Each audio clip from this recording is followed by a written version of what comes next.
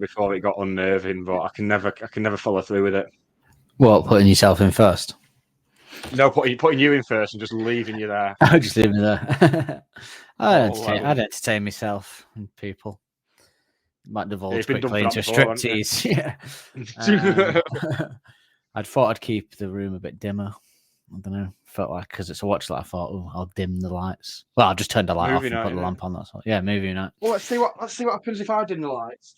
Have you not got a lot? Oh, that's all right. I think that's all right for a watch along. They want to see this. They want to see the show, don't they? So if we keep our less bright, then that's good. That. I just that Grammarly thing was it works on this as well. I was just typing something in the chat box and it corrected the grammar. Game changer. That's gonna change my life. Can't believe I've never seen it before. It's amazing. I'm getting on this, and it's free as well. I can't see my keyboard to type to look for it. So. Yeah, I wouldn't download it now. You got to set up an account and everything, but it's game changer. You download it to your desktop and it works with like Word and everything, and we've got it on browser. It will correct all my work emails and stuff. Great stuff. Oh, that's great. I've heard of it, but I didn't realize. I thought it would cost money. I just assumed it cost money. So, because I thought it was for businesses or something. I told my friend about the Jesse Armstrong thing, so he was like, "Have you?" He said, "My grandma's poor because he's got an excuse. He's dyslexic, but I'm just lazy." But he said like the well with scripts, it's more like I don't know. The idea's out, isn't it? Yeah, more obviously other people just know the grammar without having to think about it. But because I didn't really care for it at school to pay attention to it, I have to think about the grammar. So then I just don't, and then I just end up. But this is because normally what I do is I'd end up copy and paste each scene into a grammar checker and have to then put it back in and stuff. It takes me hours, but this is just like that. Like you say, 88 things wrong. I think, but also what it did was it took words out. So it suggested things to me for a sentence that I thought, oh, actually, yeah, that does flow better if I take out that word. Like, so that was quite interesting. And sometimes I said, no, I like it as it is. But so there is a paid version that offers a lot more, as in like it will actually suggest like better words you could use and stuff like that, which is interesting. Imagine it's how Noel Gallagher writes lyrics. But although he's probably just AI, now he's got AI, he probably just does that now, doesn't he? Puts a song about love, enter. See what comes Speaking out. Of the Gallaghers, did you see what Liam said about the new Beatles track? Did he say it doesn't shit? He didn't say that. It's nothing on Oasis's stuff or something. He didn't say that. He hasn't crossed that Rubicon, has he? Regrettably not. He said so. He must have managed to hear it before it had been released and everything. Because someone tweeted. He tweeted saying it was amazing before it had even been released. Yeah. And then someone tweeted him and said, "Oh, is it good? Is it good, Liam?" He said, "Well, you know me with the Beatles. They could shit it. What is it? They could shit in my handbag, and I'd still put my polos in there." Which is a very Liam Gallagher thing to say. You know what? It's funny because the way they slag off everyone else for liking bands and stuff, and yet they admit that even if a Beatles song was shit, at least we say when we think a Monkey song is shit. There's only like 2 or 3, but still, that's not our fault. The rest are good. What are you drinking there? Oh, it's not booze. It's just a Coke. All right. Friday night Coke. Cider and black, mate. I was thinking about it, but I don't trust myself to drink on a Friday night without it going here, there, and everywhere. Yeah. Knowing you've got them 2 days off, it's like, oh. Yeah. There's no reason for me not to. So, nah. But yeah, and I don't want to until we go to York now. 2 weeks dry, apart from the pod. But what date are you in York, by the way? I'm going on the 17th of February until the 22nd of February. Oh no, that's not right. 24th of February. February. Fucking hell, I'm losing it. November. 17th of November until the 24th of November. I saw the thing before, It's not an away game for County, is that day? No.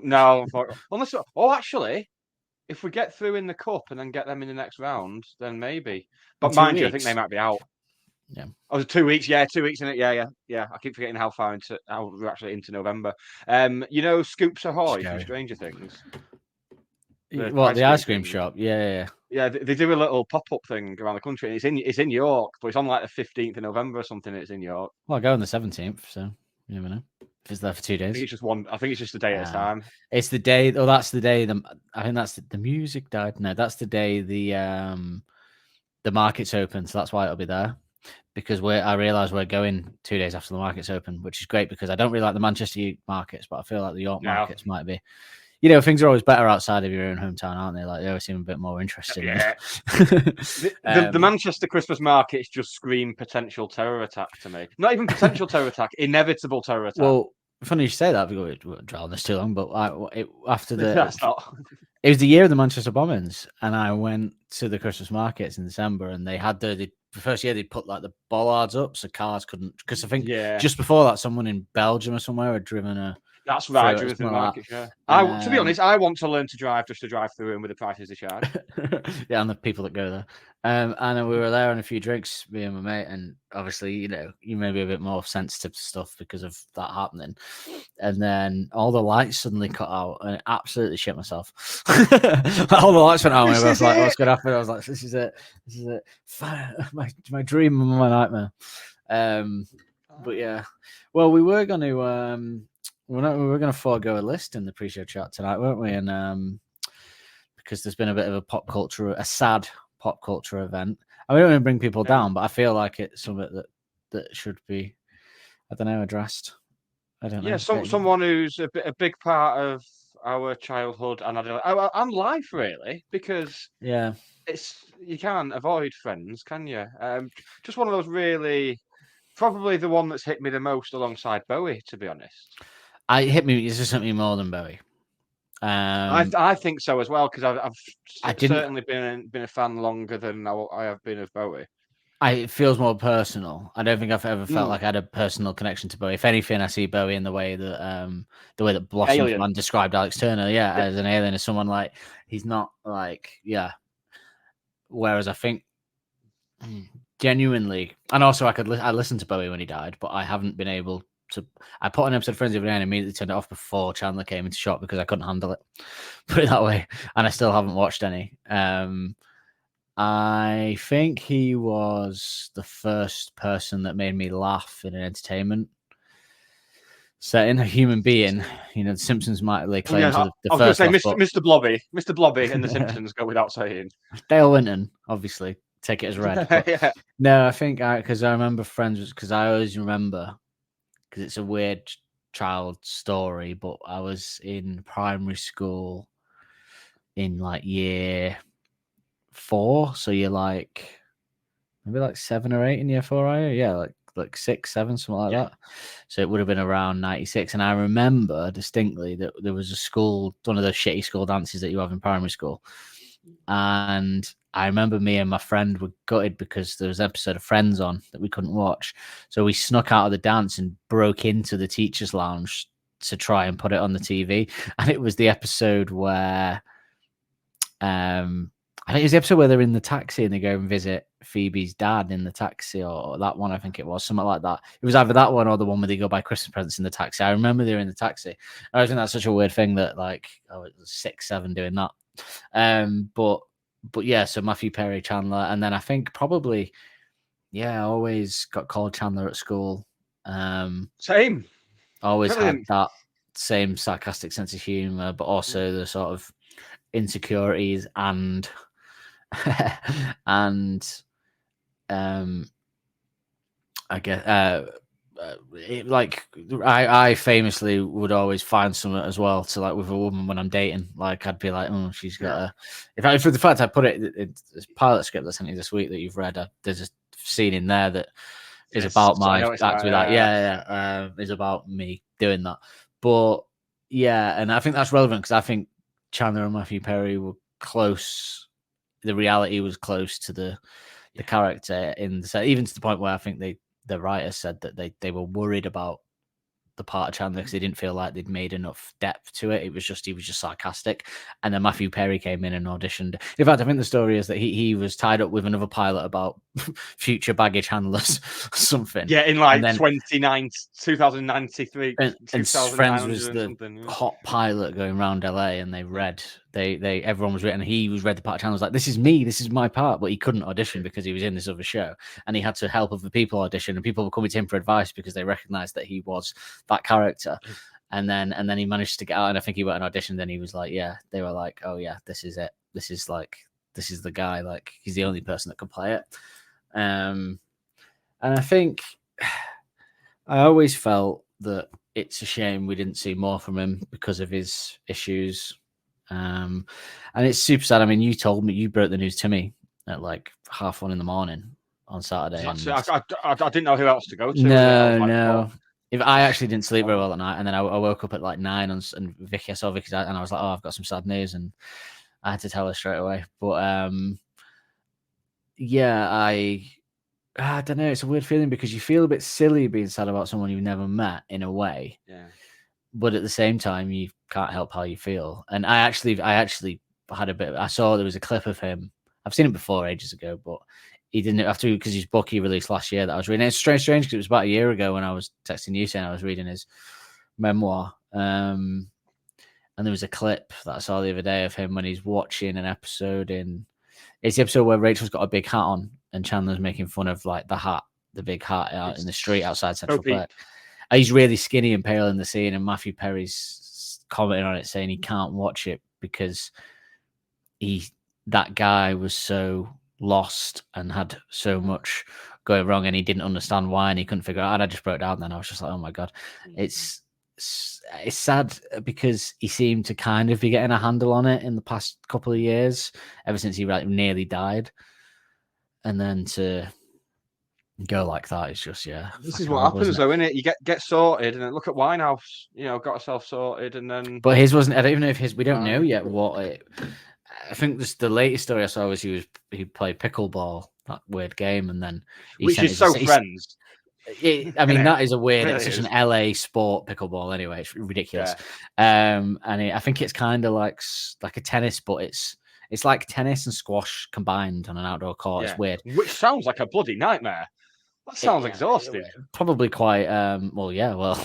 And I think he sent his assistant out on an errand. Is the latest that I heard, and then she came back and he was drowned in the fucking hot tub. But although those hot tubs, the heat and the whatever could have induced it. I assume he had a heart attack in the hot tub and drowned. I would imagine so.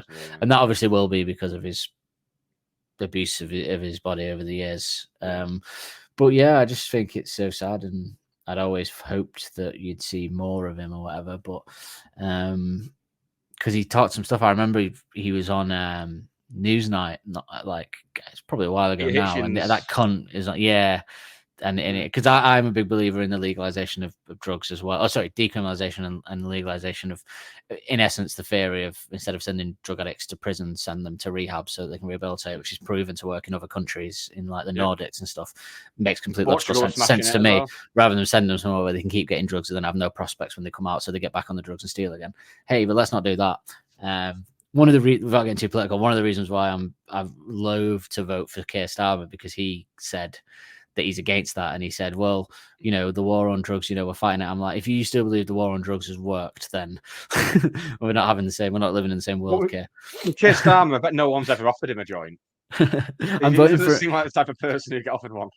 He's the type of person that I'm voting for because it's either that or not vote, because I'm not going to vote for anyone. No point voting for Lib Dems, and I'm definitely not going to vote Conservative. So I have to vote for someone that I don't really like, which says more about politics, I think, than anything else. But to move away from that. But yeah, and then he spoke really well on that, and he was really clever on that. And I mean, he was obviously like he looked about 10 years older than he should because of it. I mean, in the book he had like he basically his colon blew up. Yeah, in 2018. Yeah, he was pretty much dead. They thought he was dead then. So like in a way, chance of surviving. He says a positive spin could be he was lucky to get another 5 years after that, I guess. If you're going to try and do that, but yeah, I just think as a sort of, he was amazing comedy actor, one of the best ever. I saw people get a bit sniffy always about Friends, and I always hate that. And I saw someone the other day being sniffy in a office group because people in there that get a bit sniffy about that kind of thing and about this list of greatest comedy characters and Chandler. Yeah, he's always comedy actors. Yeah. He's always like number 2, and people were like outraged by it. And I'm like, well, no, he is. He was an amazing comedy actor. You could take any line that wouldn't work and turn it into a funny line, like just through performance. And yeah, not just in Friends either. I really enjoyed. I know it wasn't that well received, but Studio 60 on the Sunset Strip. I like that. Yeah, thing, which I thought was quite good. It's a shame it never went anywhere. Like the sort of SNL backstage thing, and he did. It was funny actually because I just watched all of The West Wing over the past 4 or 5 months, and he's in. That's where he got the thing about talking. He's in The West Wing for a season as someone, and he's really good in that as well. It was around the time that Friends finished, I think that sort of time, and he was really good in that. So it's weird because I've just seen him in that, but yeah, and you always felt he had so much. Because he kind of stumped from shit studio shit sitcom to, and because the studio sitcom is a dying breed. I always think it's a shame. The timing is everything, because I look at shows like How I Met Your Mother now that I recently watched, and they're all able to go because of the time, and there's all these streaming networks and things going on. They're able to go and do other things like those comedy actors and do other stuff. But I think when Friends finished, there wasn't like many places to go apart from like try and be in films. But comedy actors being in films is always a bit of a,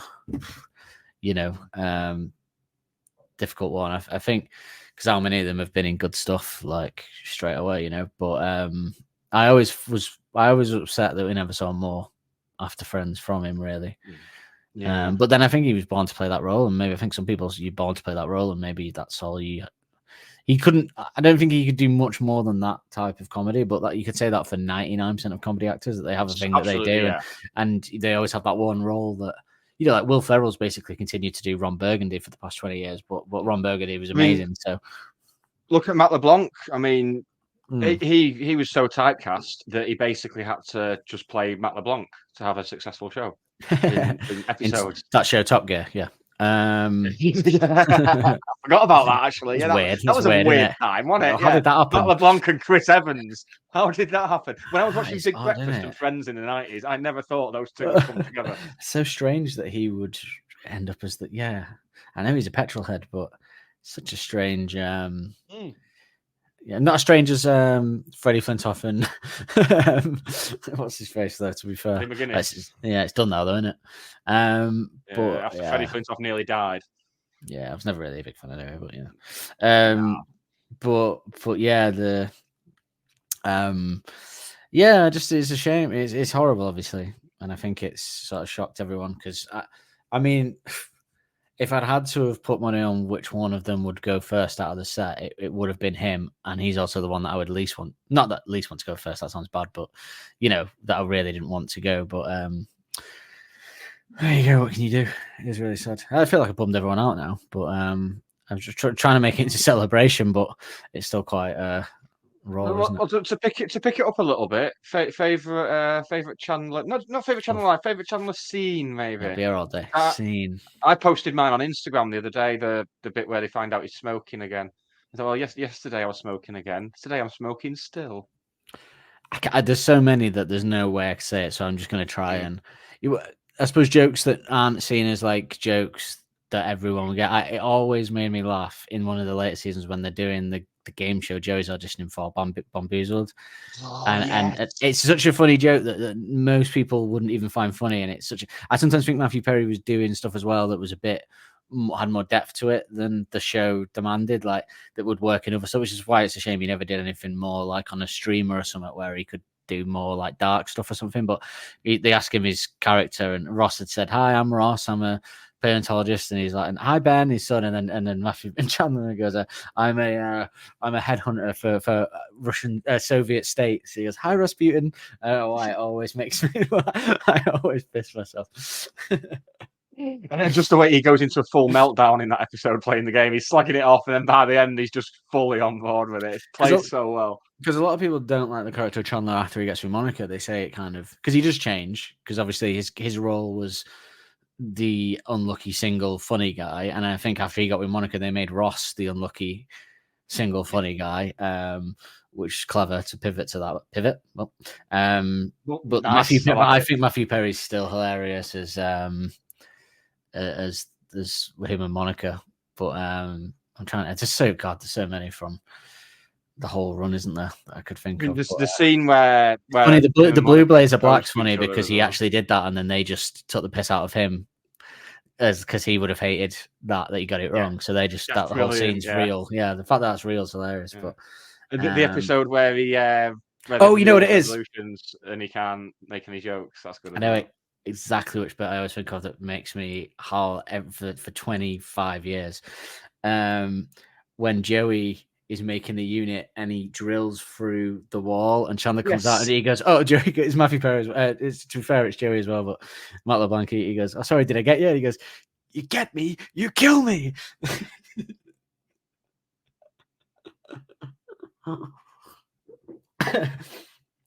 You know what, I to the point when I was writing, and obviously now the thing that I wrote and did, I've changed and stuff. And I remember at the time, I was watching a lot of Friends in the lockdown when I did it, and I wanted to kind of try and capture a bit of the stuff they did. And I remember when I'd say that to people, some people were kind of like, Friends, and I'm like, I hate that sniffiness about it, because it is a well written show, and he deserves the credit for, you know, some people are like, it has to be like The Office for it to be. It can't be a studio sitcom. But yeah, I agree. Most studio sitcoms are shit, but Friends was the pièce de résistance. It's like, you know, of the studio sitcom. So that's why studio sitcoms have been pretty shit since, because they kind of did it. It's kind of like my same view of Blink-182 and pop punk music. Like, they did it, so we don't. Yeah. It's like, I mean, Friends very progressive as well. A lot more progressive than people give it credit for. People like to focus Lesbian on Wedding? one or two problematic bit. He had a lesbian wedding in 1994. I saw someone. I made that point. I saw someone moaning online when it was lockdown, when people were moaning about, and when it came on Netflix, younger, and somebody pointed that out to, you know, whoever was moaning, Another Generation or whatever, and said that about lesbian. And they said, yeah, but if you watch the episode, it's like all stereotypical lesbians. It's like, well, come on, throw them a bone. They had a lesbian wedding. Well, they're both hot for a start, so they're not stereotypical lesbians.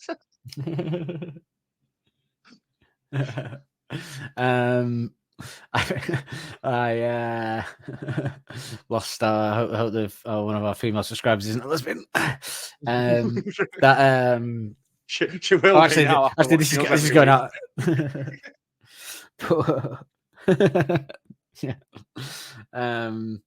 Yeah, it does feel. It's a weird feeling of like, it feels like losing a friend, but one that you haven't seen for a long time. But obviously that's kind of silly. I feel silly about it because I've never met the guy, but I don't know. You do feel like a closeness to them, because I've probably spent more time with Chandler than I have with some people I know. So it's weird. And you know, I'm hoping. I was speaking to my girlfriend about it, and she was like, "You'll get." I was saying, I hope it's not ruined now. I hope I can't never watch it. And she was like, "Nah, you'll. You know, it's like a grief thing, isn't it? One day you'll just put it on and you'll be able to watch it." Because right now I physically can't watch it. And I've been watching it, and I must say I feel like I'm enjoying it more. There's a tinge of sadness, obviously, but I don't know. It just feels like a celebration more than anything. It's a weird mental block. I can't build myself to watching it. It's a very odd feeling, but yeah, I don't know. Maybe I just always felt really personally connected to him, but you know, completely an invention in my own mind. But I don't know. I guess you do, don't you? I said to you, I hope it's a hoax. When you sent it to me, I was like, I hope this is one of those internet hoaxes. And you know what I've even said before about people? I'm like, why do people get upset when celebrities die? Like, it's silly, you never met them, but now kind of experienced it and gone, you know, yeah. But it's definitely more than Bowie was. I wouldn't say I was overtly sad about Bowie, really. I don't know, maybe I didn't feel much of a personal connection with him. I feel very personally connected to at least Chandler, at the very least. Yeah. So I think with Bowie, it's because I'd listened to his last album like literally the night before and was like, "Fuck, this is really good." If it hadn't been for that, I would have been like, "Meh." Yeah, I think, yeah, I don't know. It did feel different. Plus, he's old, you know, in a way. Bowie, I know he wasn't old, but he was older. But also, I know he had like his life, but he was. I think the Matthew Perry thing is tinged with a sadness of someone that dealt with a lot of shit and was still helping people up until the end. Yeah, I think there's stuff like that, isn't it? But yeah, I think that. God, yeah. I mean, there's so many Chandler moments I can't even pinpoint them down. You know, even until the end, he even has the last line, which is a great last line. And whatever you say about the last series, it's still a great last line. You know, whatever. And then, you know, it's funny because that's two people from Friends that have died now already. Yeah, Gunther as well. Yeah, I did see. It did annoy me. I saw one of them mawkish cartoons. Do you remember when the Queen died and people were doing there's a cartoon of like Paddington leading him away, going, "Come on, man." Yeah, I saw that of them too. Yeah, I know. Yeah, and it's like, let's get coffee. Where? And I was like, oh. It's a bit, feels like it's died all over again. It's a bit, but you know what? You know what I think it is as well, a little bit, and it's a bit deep this, but because I knew someone that died last year who I hadn't seen for a while, but knew quite closely for a couple of years, and they were only a bit older than us now, 40, and a lot of it I realised, and I think there's a bit of this Matthew Perry as well, is because he was around when we were kids. Matthew Perry, remember that? A lot of it is a bit of your own fear of mortality, I think, is what scares you. Because when that person died, I was like, shit, like, what? Oh yeah, we are going to die.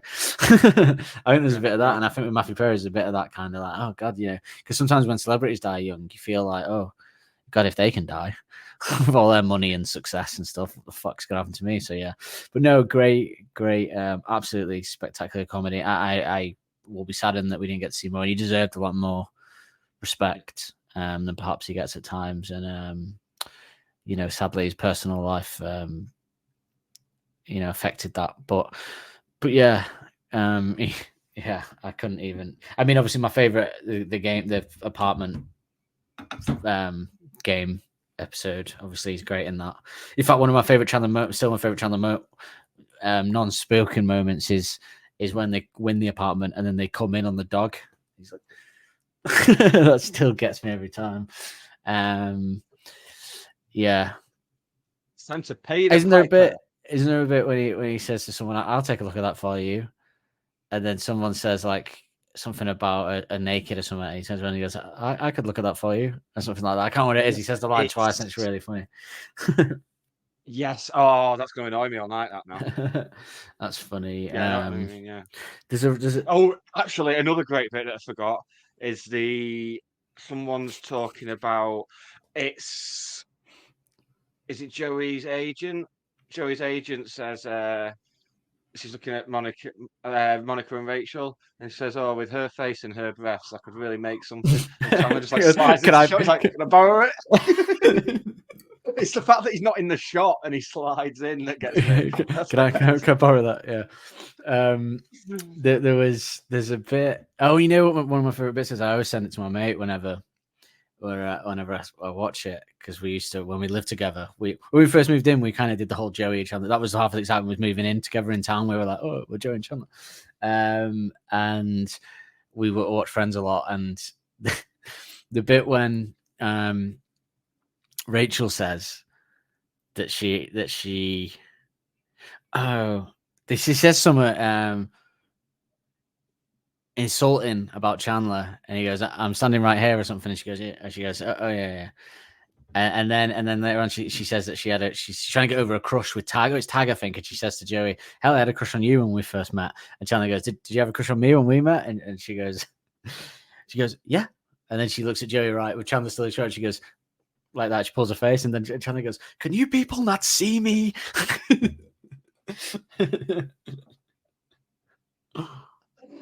Also, big shout out to the where he's pissed and he kisses Joey's sister, and he's at the party and he's doing he's deleting his ex's number from the speed dial. He's like, no, it's not sad. Why must we dial so speedily? Yeah, I was gonna say as well, when Joey's showing his grandma, he only speaks Italian, the sitcom, and she only speaks Italian, and then he goes, "Oh, Capricorn." Well, she goes, "Capricorn 1," and he goes, "She doesn't speak a word of English, but she knows Capricorn 1." Oh god, brilliant! Oh god! Oh no, you know what? I just know what the best acting did was, and it's not a line. And whenever me and Vicky watch it, we piss ourselves, and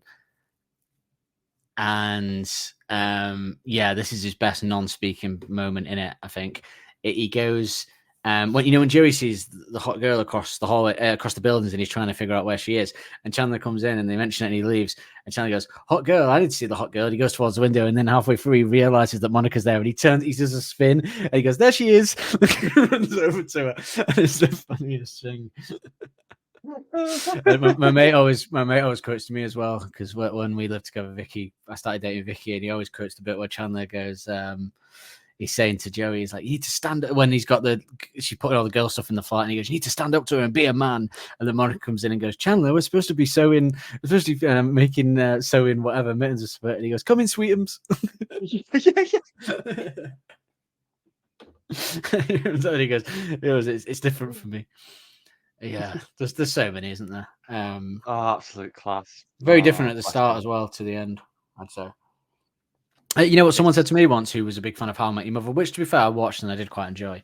Someone said to me that Friends isn't good because it doesn't have the character growth that show has because of when it was made. And I sat there and pointed out Chandler's. I was like, hang on, Chandler's character starts as a man that's scared of commitment and can't find the right woman, who grows into a man that is willing to adopt 2 children to make his wife happy because he can't give her a child. Like, hello.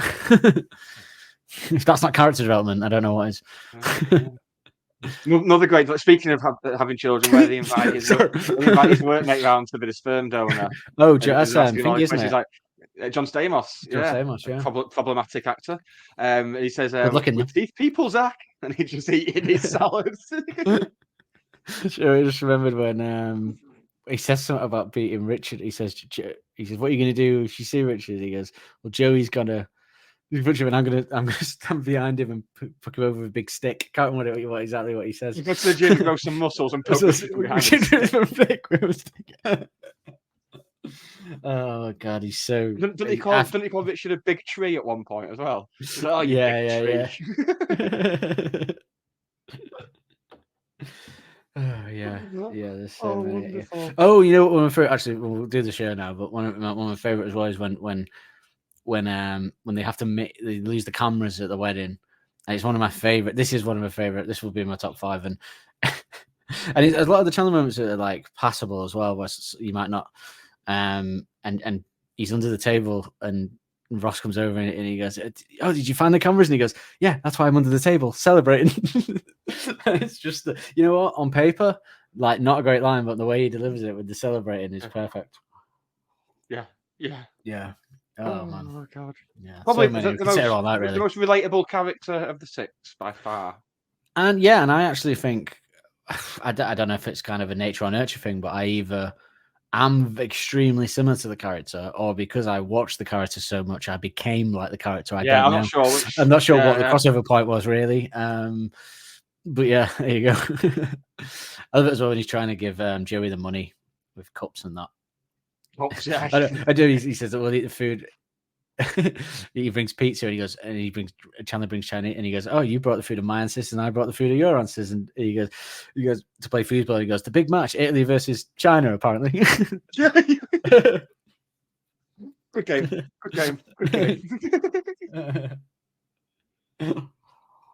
Oh man! So many moments. But yeah, you get me, you kill me.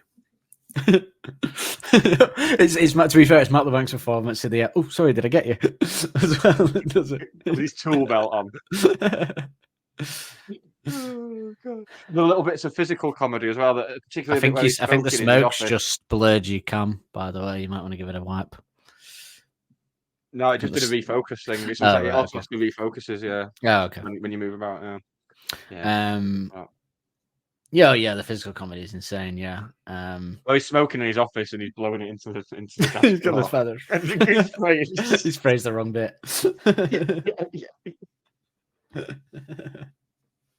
Oh God! Yeah. I know what I'm watching when I get in bed after this.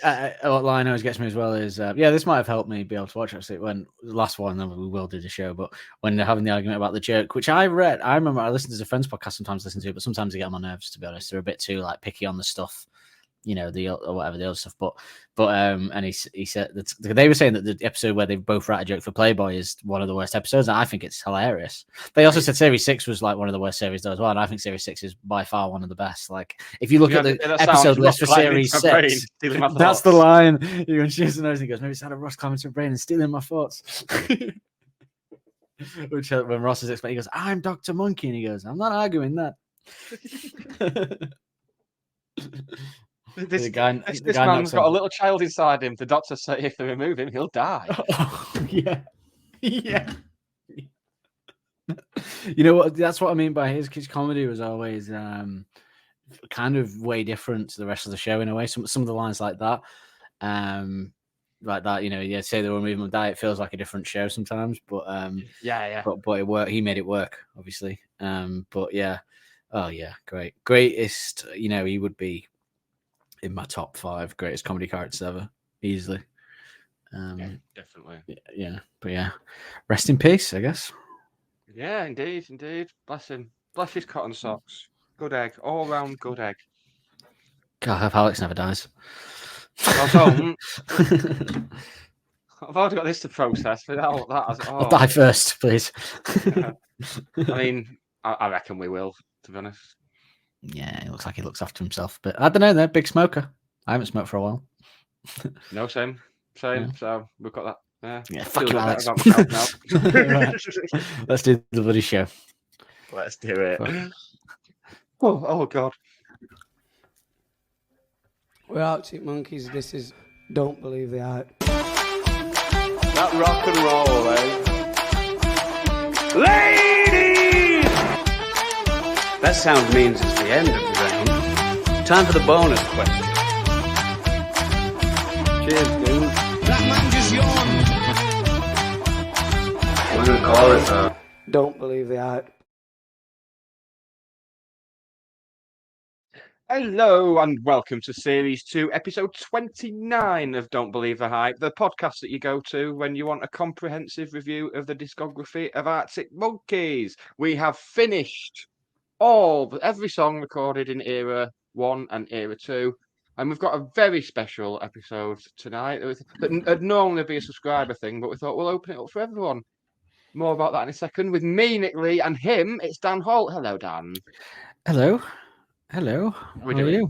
Friday night. Yeah, I'm good. Friday night, and we're celebrating it by doing as I say, we had to come up with another episode, didn't we? So we're doing a watch along of Live at the Apollo, which is fun for a Friday night. And the lights are low. Quite literally. Watch along and listen along for people that just want to listen to it as a track underneath, maybe. Because we're going to be playing it, but yeah, watch along as well. Put it both up for you. So if you want to listen to Live at the Apollo and listen to us, then you can. If you want to watch us, we're putting that out for free as well. I mean, it's the first time I've ever put any video out for free, I think.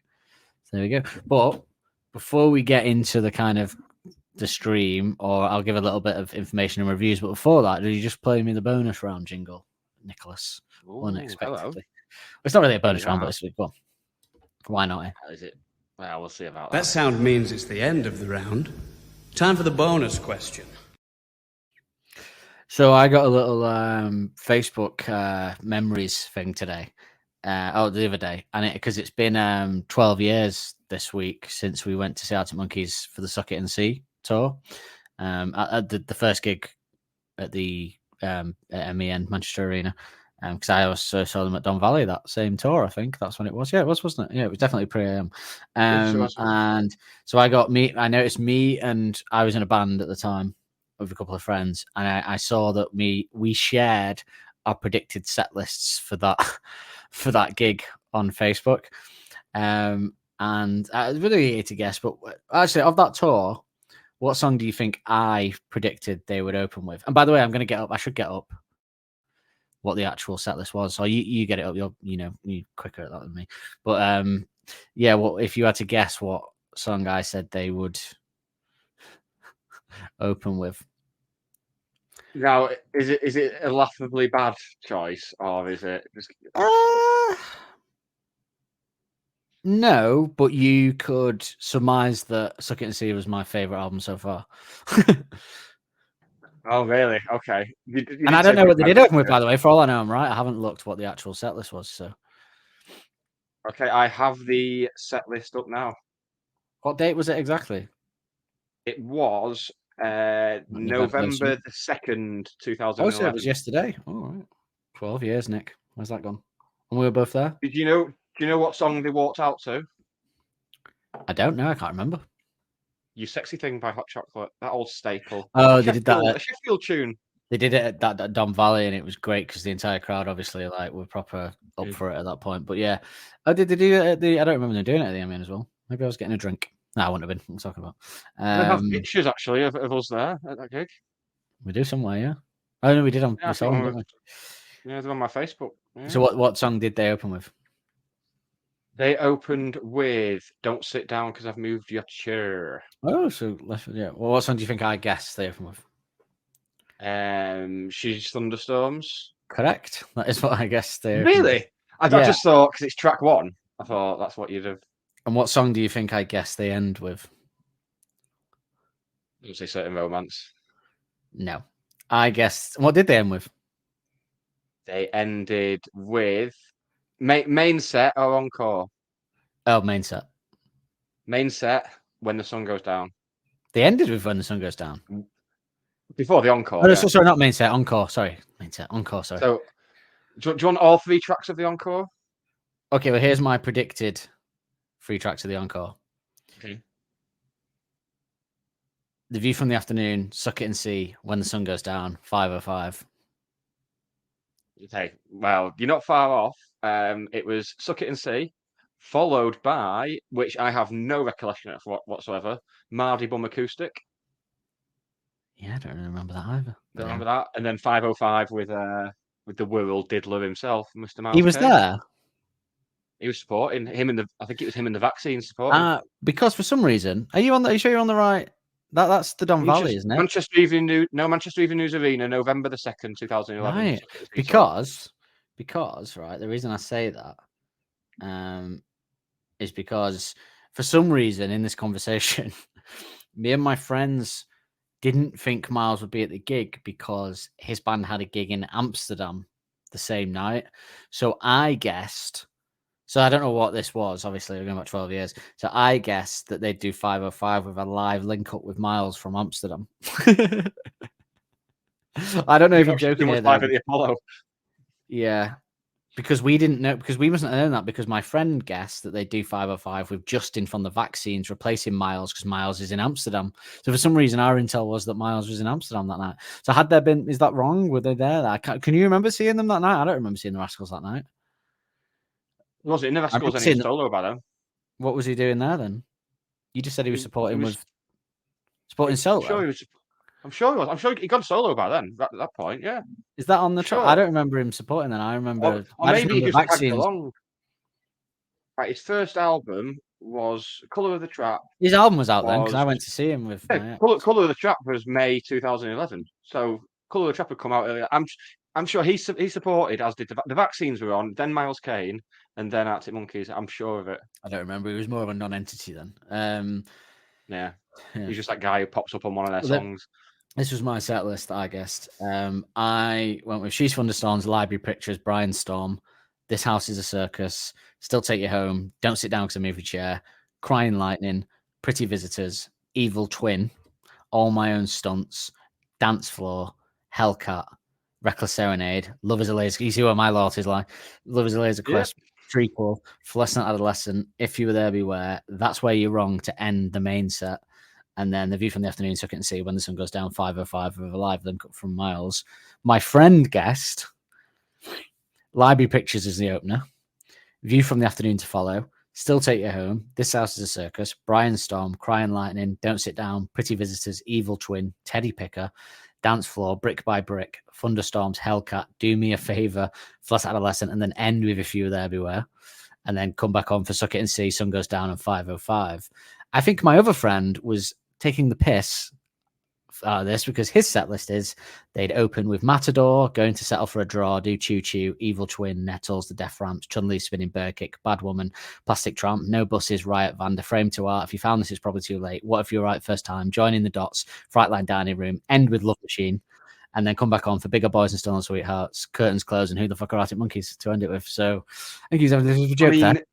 If he had done that, if he'd done exactly that, I'd never have gone to see him again after that because nothing will beat quite happy with that for a laugh, you know what I mean? Why not? Yeah. Well, the actual set list was, I'll just rattle through it. Don't Sit Down to Move Your Chair, Teddy Picker, Crying Lightning, Hellcat, Black Treacle, Brian Storm, imagine Brian Storm sixth in the set. You just can't imagine it, can you? View from the Afternoon, Dance Floor, Evil Twin, Brick by Brick, Pretty Visitors, House is a Circus, Still Take You Home, Dance Little Liar, She's Thunderstorms, Fluorescent Adolescent, Do Me a Favor, and When the Sun Goes Down. And then the encore was Suck It and See, Acoustic Mardy Bum, and then 505 with Miles. I seem to remember one point of that gig I do remember is that you know, even then, some of the lesser stuff. So I remember when they did Evil Twin, I distinctly remember that you, me, and my other two friends that were just aforementioned in the chat then, we're the only 4 people, and even at the group of people we were with, because they weren't all like huge fans, we're the only 4 people within the vicinity of us anyway that were singing that. And we were singing it quite loud. And I remember getting a few looks like them. Like, yeah, we're the real fans. That was the only song I'd listened to in the build in like the weeks before the gig. That was the only song because it only just come out, hadn't it, the single. So I was just listening to that non-stop. So I was buzzing when they played that. It is an epic tune, to be fair. Yeah, it's great. Yeah. I heard it on this morning actually. Yeah, there's a lyric in that that I think is one of his. How can I believe you? How can I believe you when you can't believe you? Look. That is a good one. Yeah, I think it's all the other angels. Faces fell when she told him that she had to go shop her overcoat for something colourful. Oh, yeah, Thanos. Oh, what a time! What a time to be alive it was. But we can't go back. So, do you want some information on Live at the Apollo? Yes, I'll play the corresponding jingle. The information action ratio, ain't that the place to go? Live at the Apollo is a live album and video release by English rock band Arctic Monkeys at the final concert of their 2007 world tour, filmed in Manchester, England. Stop reminding us. We can put it to bed after this, can't we? It was filmed on Super 16mm film, which is very interesting, and in surround sound. It was directed by Richard Ayoade and photographer. Sorry, it was directed by Richard Ayoade, and in brackets it says Mighty Boosh, which is an odd thing to use for his career. Yeah, of all the things, all the things to bring up. And photographed by cinematographer Danny Cohen, who did This Is England. It was edited by Nick Fenton, who did All Tomorrow's Parties, and produced by Diarmid. It might be an Irish name, and I'm probably butchering it, but Dermot. Diarmid. Dermot, yeah. I've got like 3 uncles with Dermot, and they're all spelled differently, but they're not spelled like that. Scrimshaw, who did Tyrannosaur. He produced Tyrannosaur. Oh, won't need to watch that again. Just one watch was enough for me. That one. Yeah, almost as depressing as our pre-show chat today. It has been awarded best music. Has been awarded best music DVD 2009 by The Enemy.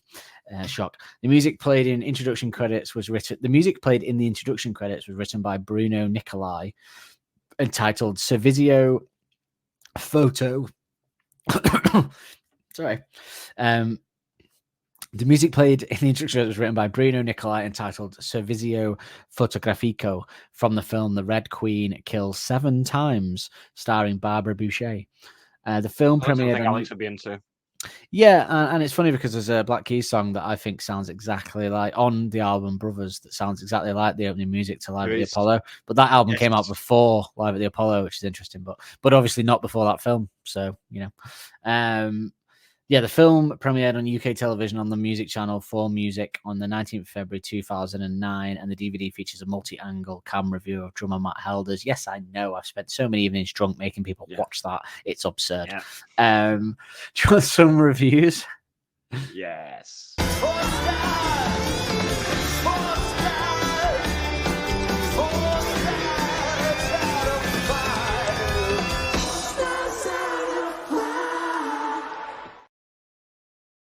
I think these reviews give it a good spectrum of what I remember people's reaction being, and perhaps we can react to that. But Pitchfork.com gave it 4.5 out of 5, and 4.5 stars out of 5. Or I think it might be out of 10. I assume it's out of 5. They say, I always find live shows on film kind of boring. Even my favorite ones, I kind of zone out for most of it. There's just a visceral thing that never translates very well. That's none other than a quote from Mr. Arcade Fire, Win Butler, talking to this website about his band's recent documentary, Miroir Noir. And he's absolutely right. Like most notable rock films, from Don't Look Back to Gimme Shelter to recent winner Glastonbury, Miroir Noir isn't a mere chronicle of a band on a stage played to people who are singing along. The film features bits of recording session footage and offbeat montages, along with grainy snips of shows providing elements of non-show spontaneity.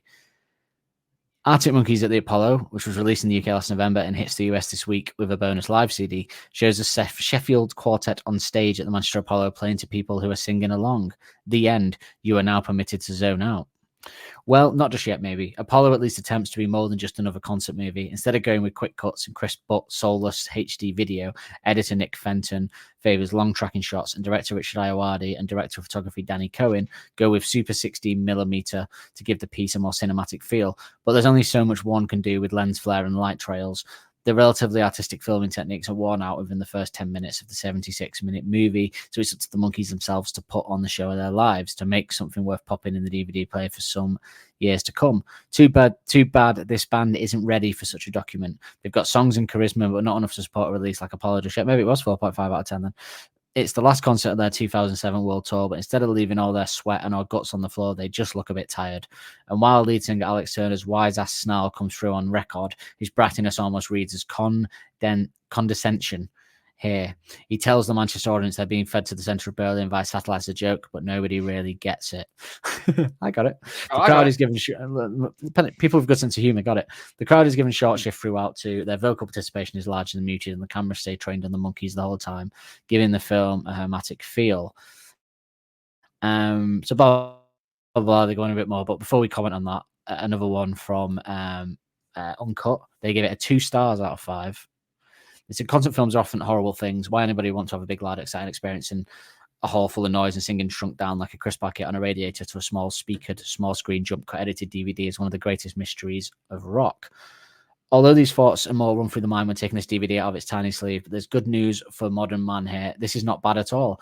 Directed by Rich Ayoade, who's directed the Arctic Monkeys' first adolescent video, this film is very much what it says it is, a film of a live concert by the Arctic Monkeys. Well, you can see where they're going with the title, and that's both its flaw and its brilliance. With an utter like a flash, the film, like the band, is almost completely devoid of effects, irrelevant detail, or general flash. I mean, that's weird because they both reviews kind of complimented it and didn't compliment it at the same time. But in my opinion, I remember a lot of the time was made of the fact that they didn't have any crowd participation or share the crowd. Now, for me personally, that was one of the benefits. I like that. I don't want it's the same thing when people go, they don't have the crowd sing along at the gigs or whatever. And it's like, well, I don't want the crowd singing along. I want to watch the band. And I like the fact they didn't cut to the crowd. I've always loved Live at the Apollo because it is different. I don't really like rock concerts, DVDs, really. There's something to put on while you're having a drink in the background. I don't really like watching most of them, a few exceptions, obviously.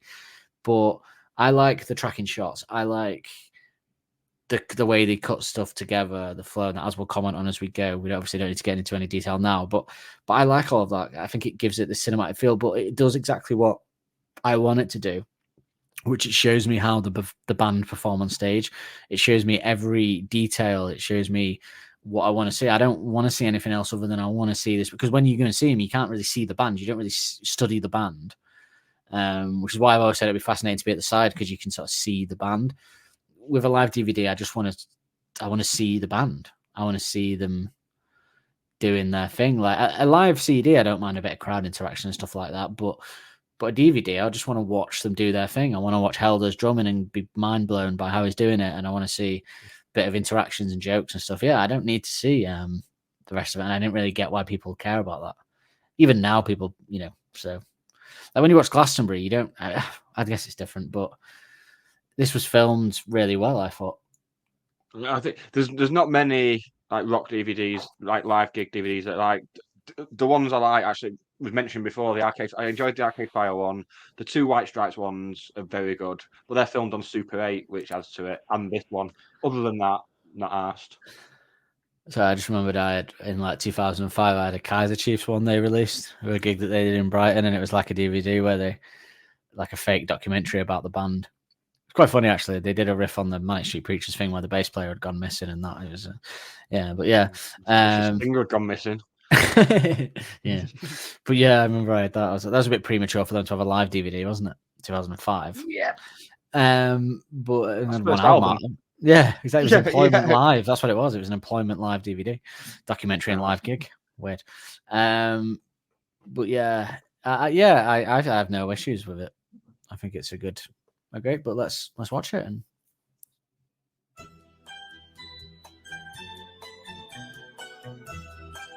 So I've even got full screen. There's a song There's a song on Brothers that's kind of like this, but in a different way, and it's like, it really sounds a lot like it. You could lie down if you know the one you mean. point, that, isn't it? I've always loved this as an intro as well.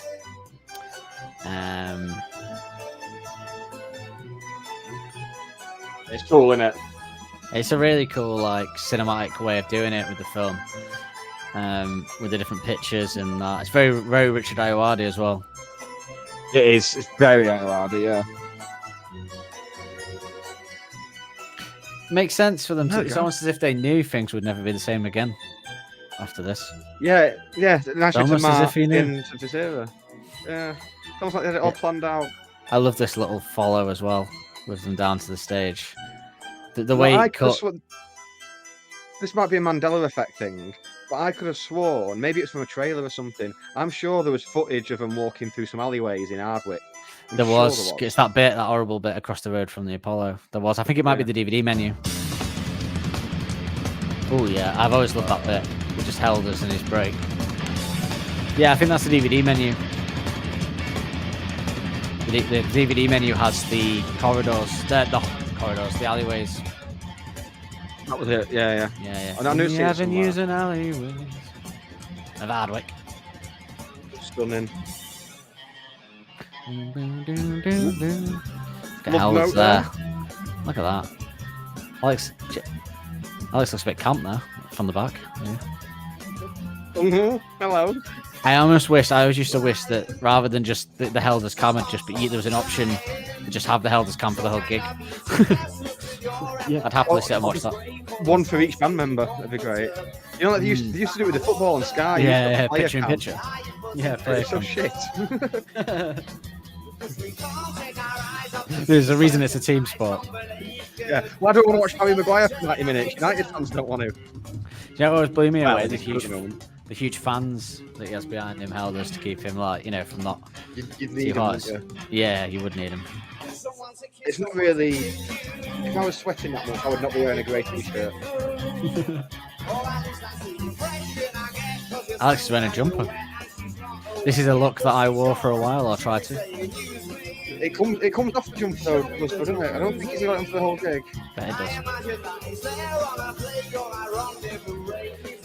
I love how Helder's drums with his head to the side as well. I always like that, like sort of like looking the other way. Him and Jamie both have like weird postures. Because Jamie plays his guitar like kind of over to the side, doesn't he? Like he's deaf in one ear or something. I might do an episode podcasting from the side just the whole time. So that was it. Profile. Turn you into a coin.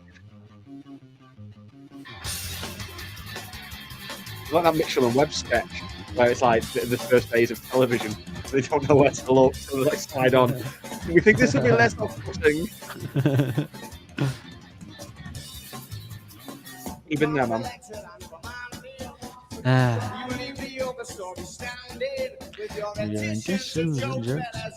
Jamie there.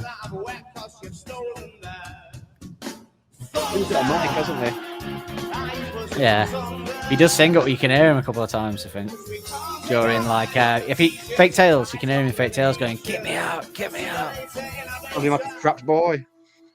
There you go, you can hear the crowd. Yeah, that's all you need. It's not their fault the crowd aren't that loud. We should have been there. If we were sorting it out.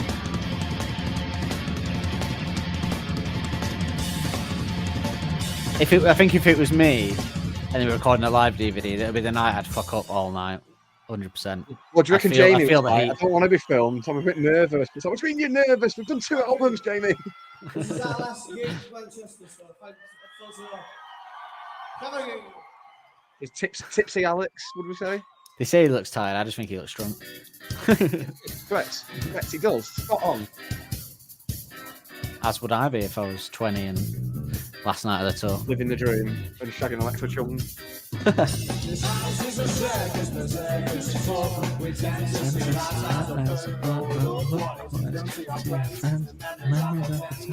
Nice guitar that as well. The Black Kelly.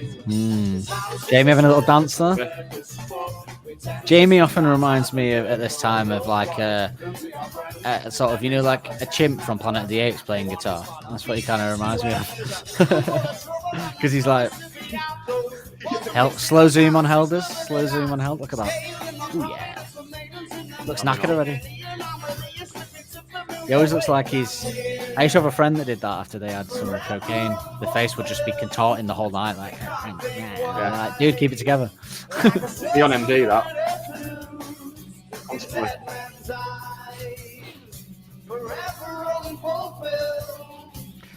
Okay. Like a search for murder blues in dead man's eyes. We'll change that. There's a Viking. No, it's a Viking, isn't it? Oh.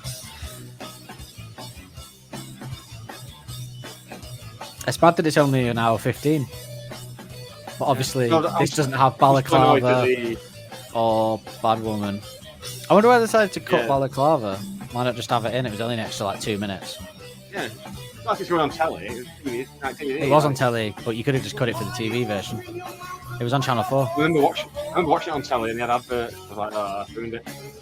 Yeah, don't put it on Channel 4.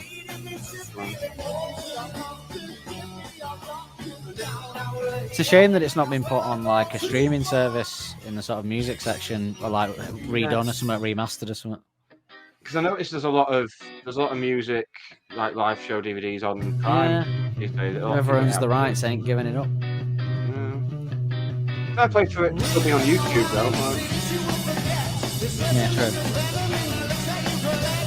I don't think you can buy it new anyway, so they probably thought, well.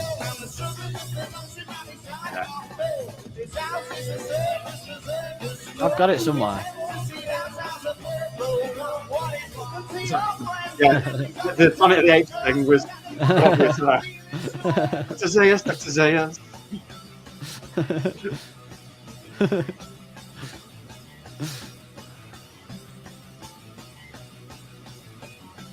Good. Amy's got a bit of a Paul Weller look going on in this. Black Camp there. Black Camp. Unlucky for some. Or is it lucky for some? Can't remember. Unlucky for some. I don't know. Yeah, because Black Cat. I look like a cat's eyes then, the lights, doesn't it? It is. No. I love the Apollo as a big venue. It's amazing. Yeah, it's probably my favourite big-ish venue in Manchester. That's like the arena and stuff. I think I've seen more stand-up than I've seen. I don't know actually. I saw pictures at the I've never seen Arctics there, obviously. We could have, but we didn't. I've seen Shadow Puppets there, but yeah, we did. In Pixies there, seen yeah. I saw Franz Ferdinand there. Ooh, probably alright. I'd be into that. It was. This was in Pomp as well. Saw the Streets there. That was a pitchy night.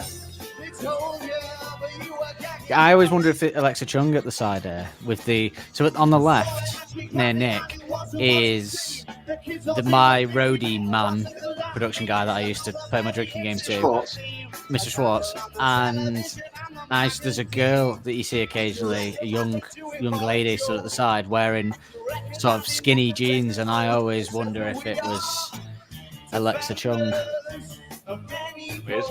I always used to view you and your ex-wife as my own personal Alex and Alexa Chung in a way. I wish. I didn't know anyone that was in a committed relationship at the time like that, and we're going more for the Peacock and Kate Moss side, but one of us took it a bit too far. See you in Thailand. I hope she's not listening. Well, we have put it out for free, so. Nothing else to do. I ain't got a phone, actually. Oh, yeah, she does. Yeah. My shows. Place for it, really, isn't it? Yeah, I just saw her again. There's a girl sat there. I was wondering if it's old. I think it is. Alexa. Or it could be Katie, I guess. Oh, yes. That one, yeah.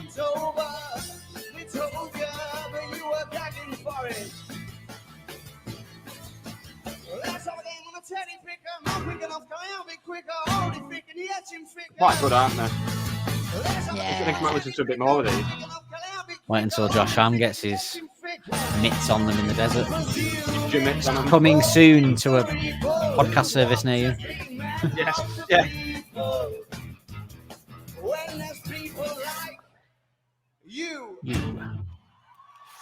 Oh, I was expecting the. Helder's having a bit of communication with the side there. Oh, and Alex. Oh. Thank you. He is pissed. Without a doubt. Why not, eh? Wonder where they drank in Manchester before. Probably just backstage, wasn't it? Bloody love being backstage. Yeah. Ostar and Garter. You can't drop that office quote and then when I was laid down, not say, maybe you could just sit down. That's the only reason I lay down. Is it what's next? Have we got? Is it Teddy Picker next? No, oh no, dance floor. Oh yeah, we just had it. What I'm talking about. So weird having dance floor this early in the set. Couldn't imagine it being this early now. On Helder's drum kit there.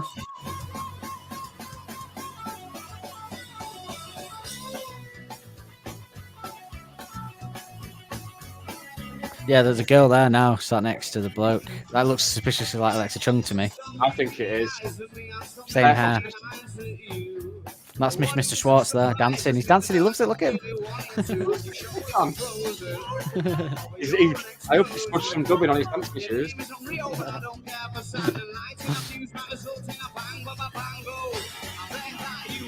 If anyone does want it, he is in quite a lot of Matt's Viewfroms. Yeah.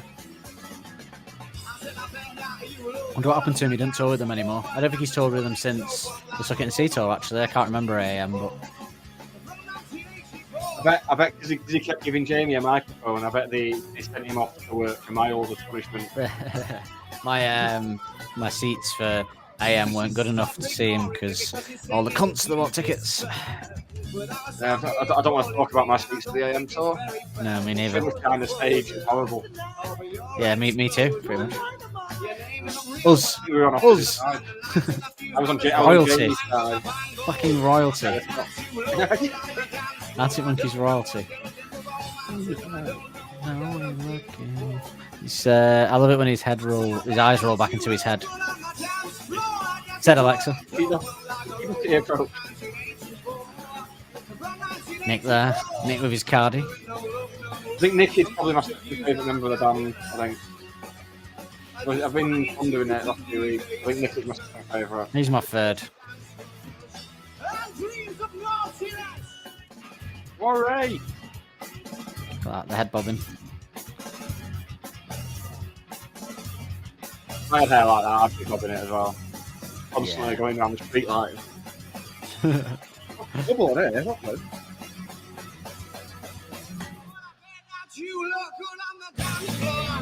Yeah, that is Alexa, I can tell. You can see her now in shot. Yeah. Anyway, this isn't Alexa chat. Just a pint of warm lager, probably. Just catering to the fans that want to get out together, aren't we? We've sold out. Yeah. From 1984. Hell's there, blowing in the wind. Everyone all right? Everyone on the balcony looks a bit sad, like somebody's just told a tasteless joke. Or something bad news has been delivered. Very John Cooper Clark, that. Everyone up there.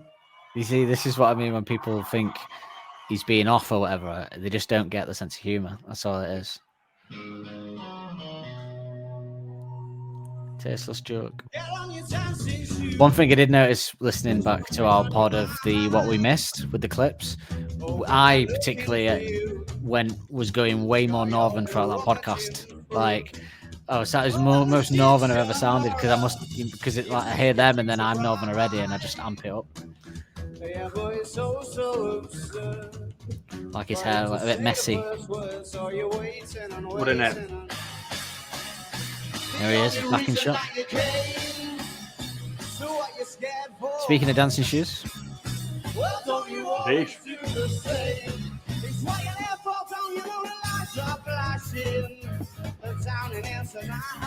Favorite bit of the song? Dance.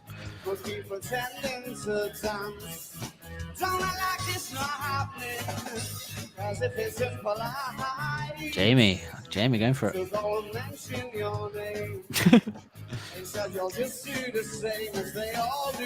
Oh, his face is Someone should do a compilation of all Jamie's face. Well, it's just the same face. But I want them.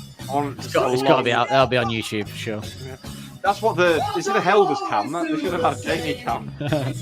Honestly, I would have come for all of them, but yeah, I would have just sat and watched. I'd watch Helder's cam.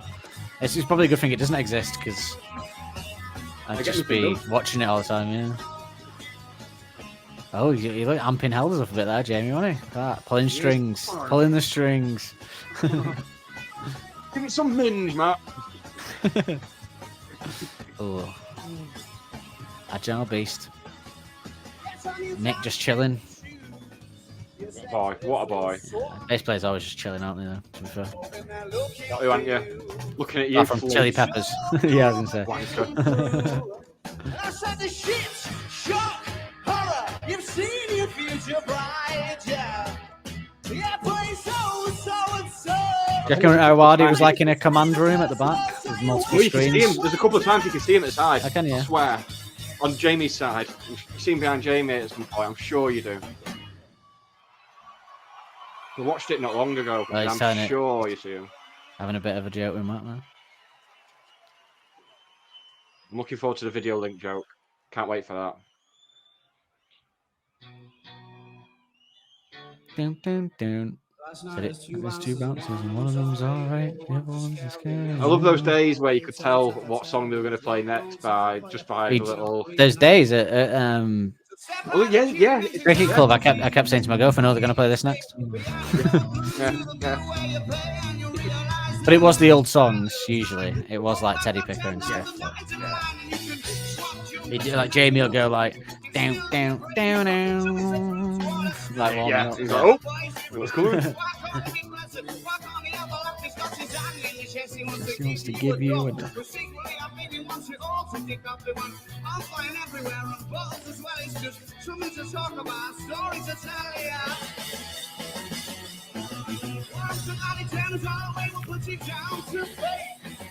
Hey, Ismail, I've been thinking about what you said in the podcast the other week about them they don't play any longer than they always have. And I've never thought about it until you said it, but I was like, yeah, why don't they play for like 2 hours? Why don't they play for 2 hours and cram more songs in? I mean, if Springsteen's playing for 4 hours at like the age of 75, they're still just doing 125, aren't they, really? Yeah. Yeah, they could throw another extra half an hour in, couldn't they? Yeah. Well, having said that, though, that's how long they played for at Glastonbury. They won it hour and a half, and they played literally all the hits. And people still weren't happy, Dan. Yeah, but they could have. Yeah, but imagine if at Cricket Club they'd done 2 hours and they'd done all the hits and more of the minutiae that we want as well. More of tranquility in the car. The minutiae. Thanks, Alex hasn't put that in the song yet. Maybe next album. To be fair, if he didn't get it into 2 Shadow Puppets albums, I don't think he's going to now. Sore hands for Alex there. All right, sort of comedy health book called Minutia That Veruca. One of my goals in life. Some gentle comedy, dude.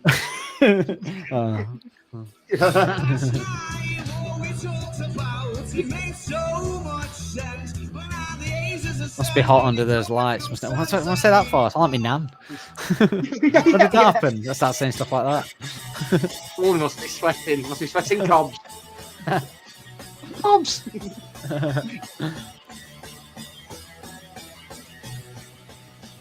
See the crowd there going for it. Look. Going for it. What more do you want? The crowd? They're doing a slow. They're doing a slow zoom on the crowd. What more do you want? Why would you want to see like? I get it, like, you know, like that Live Killers DVD was all right, and they had a lot of crowd interaction, but that's the Killers also have crowd interaction. It's like a Vegas show. Different styles, man. Different bands for different needs. Another rock DVD. Another rock DVD that I thought of that I like, the Stone Roses one that Shane Meadows did. But the charm of that is that Shane Meadows going around meeting him and stuff like that. It's, like Shane Meadows just got a phone call one day. He's like, "Do you want to come and do a DVD for your favourite band reuniting?" And he's like, "Fucking do I?" Jesus. Oh, it's just like it's a fan. I think it's just like it's a fan doing it. Well, he is that character, isn't he? Yes, very much so. Very much so. Do we get some Jamie vocals, are we? We get the little joke in this. The little change lyric. Nick nod. We do. You keep your eyes peeled, people, for the Alex and Nick change lyrics. 3 things I was excited for with that: the joke before Nettles about the video link and the certain romance ending. With the, I'm also excited at the trickery with "If You're There, Beware." Oh yes, There it is. Whey! He loves it. Oh, my he favourite gets lyric. it. What looks like, you know. Do you reckon that he just said I'm going to change it, or do you reckon they had a chat about it being Goblet? Oh, there's Jamie. There he is. I love you, Jamie, so much. But So raspy. Rasputin. wild. Call him Rasputin for his backing vocals. I wonder if before this, they were like, maybe he'd not been doing backing vocals for the whole tour. And then before this, he's like, look, can we have a hiatus after this tour? Because I want to go and do my solo album. And then they're like, Jamie, give you a mic for this one, see how it goes. You think we should be pausing this and having chats about it? Or? Nah, probably not. I just noticed that the Mr. Schwartz made a joke and Alexa pissed herself. Yeah. Oh, there's Helders. I bet he leaned into her and just went, goblet. Love's not only blind but deaf. Ooh, Helders then. That was a smash then. Ooh, look at him go. Not enough Helders yet in this for me. Here he is again. A puddle forming under Alexa there. And me. Sitting there.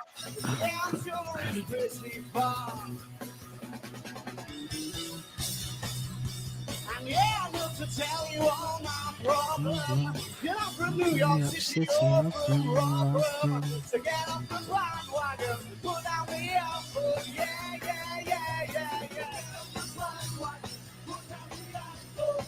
Oh yeah. Oh, it's our last chance to see Jamie's thing, and we're not getting it. I don't know about that. We might be forgetting something. Oh yeah, he does lead vocals on 505 on this, doesn't he? Oh, God, does he? Imagine Alex is like, don't fancy it, Jamie, come on, you up. Oh. Ooh. Balaclava out there? Yep. Hard edit as well. Took it out. It's just weird that they decided to cut that one out. Is the balaclava on YouTube?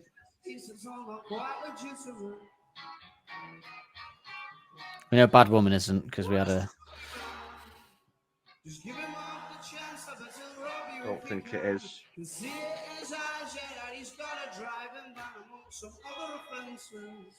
Was it you that was trying to tell me that Bad Woman wasn't done at Live at the Apollo? It was done on something else. I think so. I'll double check. Balaclava no, Bad Woman was on YouTube, this. Bad Woman was at Live at the Apollo. I saw it on Wikipedia today on the track listing. Yeah, because we saw the clip of it, but it's just not on YouTube. But yeah. Balaclava's on YouTube. But was it you that was trying to tell me that it wasn't? It was on a different gig. On a French gig I assumed it wasn't because they couldn't find it anywhere. But then we found it, didn't we, on the thing? Right. It was the French subtitles on it that threw me off. Right.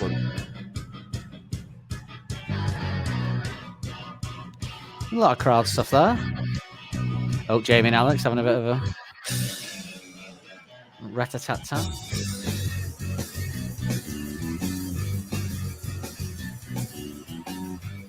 I do think he's very Pete Doherty in this era with his movements with the guitar and everything.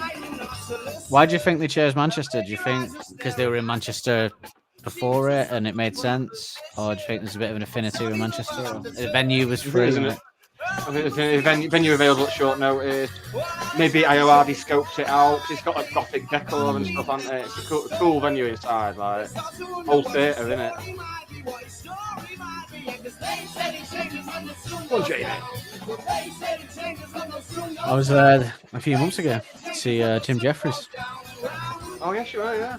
I see a few months ago. It was in March, would you believe? Likewise.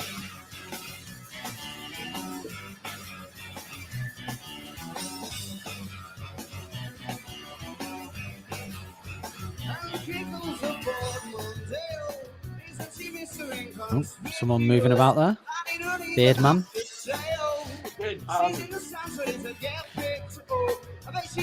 It's crazy to think that at this point, Tom there's Rowley two people was behind Helders. Melbourne. There's the cameraman in it. Yeah, there's quite a few of them on the cameras. I think there's about 4 or 5 of them. Cameras. It is an interesting choice, tracking shots, because it isn't normally seen on stuff like this, because you normally try and do the fast cuts to create the energy of the band, but a tracking shot gives it its charm. Yeah, for me, yeah. The tracking shot zaps all the energy out of it, but you get the band's energy, so probably wouldn't work for most bands though. They're a very energetic band. Like a slow band, the tracking shots wouldn't really work, I don't think. But what a scummy man. Just give him half the chance of a ill rocky if he can. You see it in his eyes, yeah, that he's got a nasty plan. I hope you're not involved at all. Yeah, it would matter, because if they're doing tracking shots as well, they have to lay all the rails down beforehand for the route. So the venue would have to be right, the stage would have to be the right shape and size. So that'd exclude a number of venues. So. Yeah, you wouldn't be able to fit the band down the rails on, really.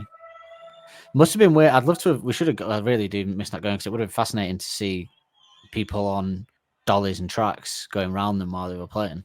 Yeah, would have been mad, that, wouldn't it? Yeah. Oh, you see that? See that? Because they're laughing. Jamie's laughing at. Go. In the centre of Berlin at the moment.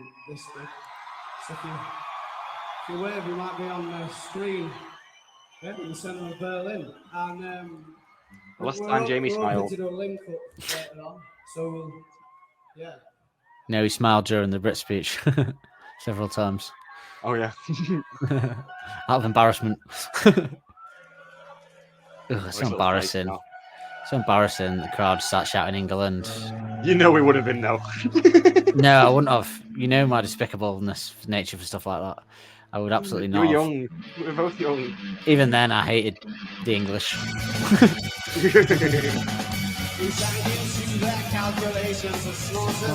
Stench.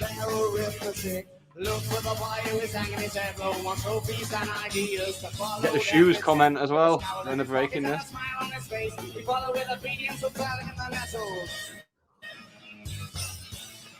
Well, because we recently watched this anyway. Yeah, we did.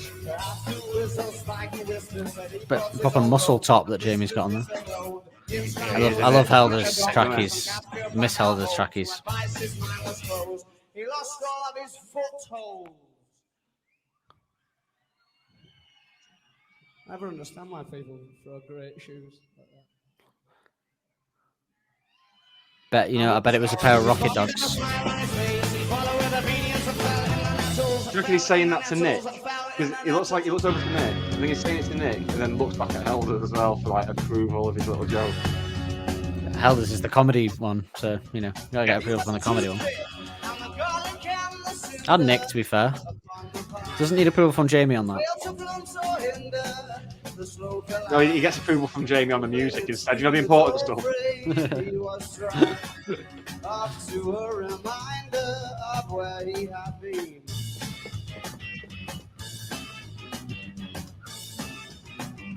It's that thing that I can never quite. With a smile in his pocket and a scowl on his face, there was nowhere to flee. So circumstance in the natural. And with a smile and a squint. Louder, louder, marching powder!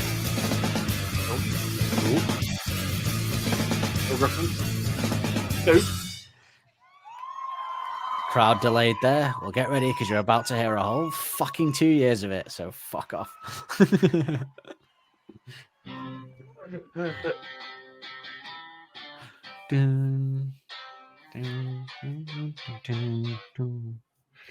Quiet.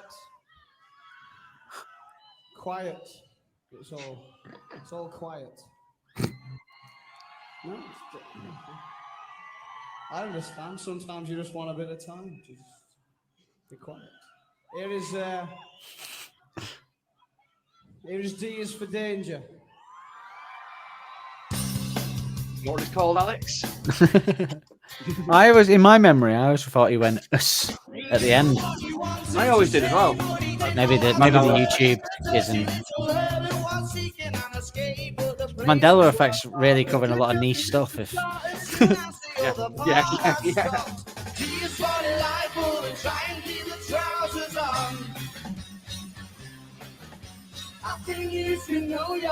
So he's still just on the same guitar for the whole set so far. How many guitars do you think he gets through nowadays?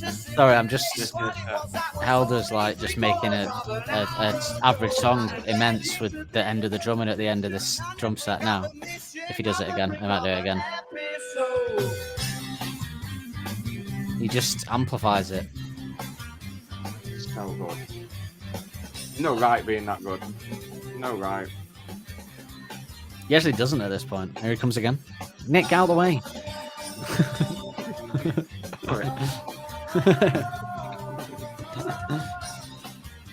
As I said to you in our threesome the other evening.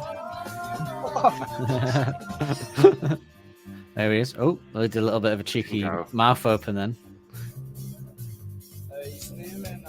Yeah, hope you're watching, P. Diddy. Take me on tour. This one's for you, Iggy. Can sing too. Best BBs in Britain. BVs, sorry, not BBs. Not bareback. Might be.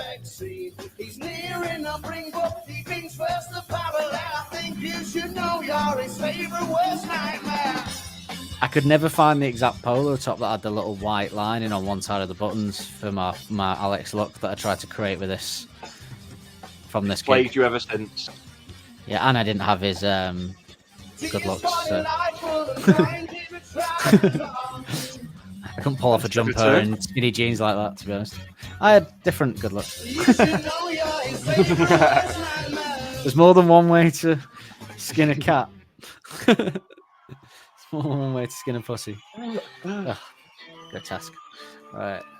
Oh, it all looks a bit black and white, doesn't it? Oh, the screen's up. The screen's up. Screen up for stars in your. This is Helder's finest moment. At the time, this was one of my favourites as well. Ooh. Ooh. No need for those little like drum rolls there. They're just so inventive. Most drummers would have just kept this beat for that intro. But he just has to do a random little. He just does a random spread across the whole drum kit like that.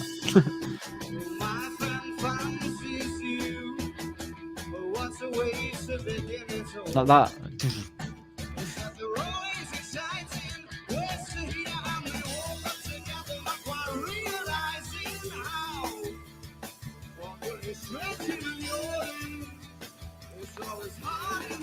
Little look then. Little look. Oh, I love it. I love it when his voice used to do the little cracks.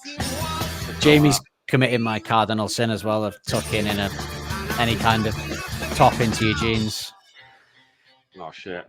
T-shirt, shirt. Do you do that? Do you tuck a shirt into your jeans?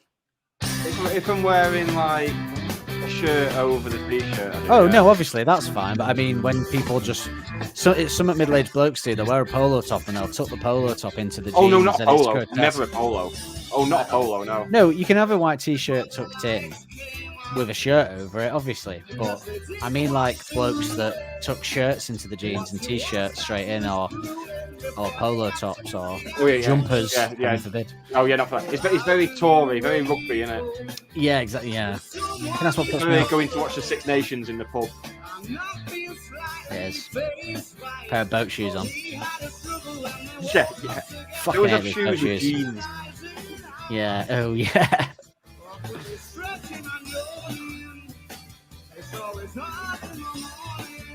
Ooh. Oh, I do love this tune. Surprise, that's the price. Yeah, maybe one day you'll learn what it's about. That isn't what it was. She's thinking he looks different. Bit of a bass bit for Nick.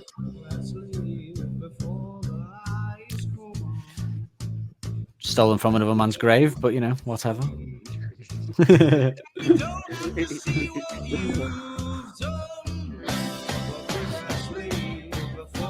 Oh, they lifted up the screen to display some nice lights. Nice lights, yeah, I like that. Yeah. what most people have on one garden fence these days. Weirdly enough, we have outside, yeah. Well, they're multicoloured. Nothing but observant. Not Christmas yet.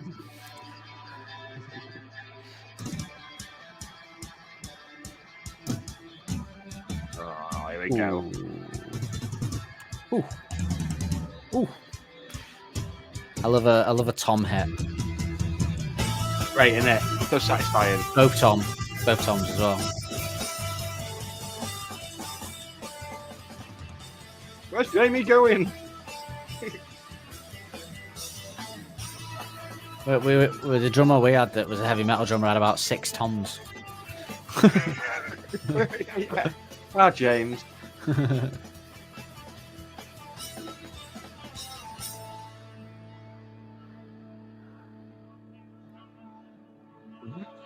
Did the I Walk You Up, What Time's the Bus come?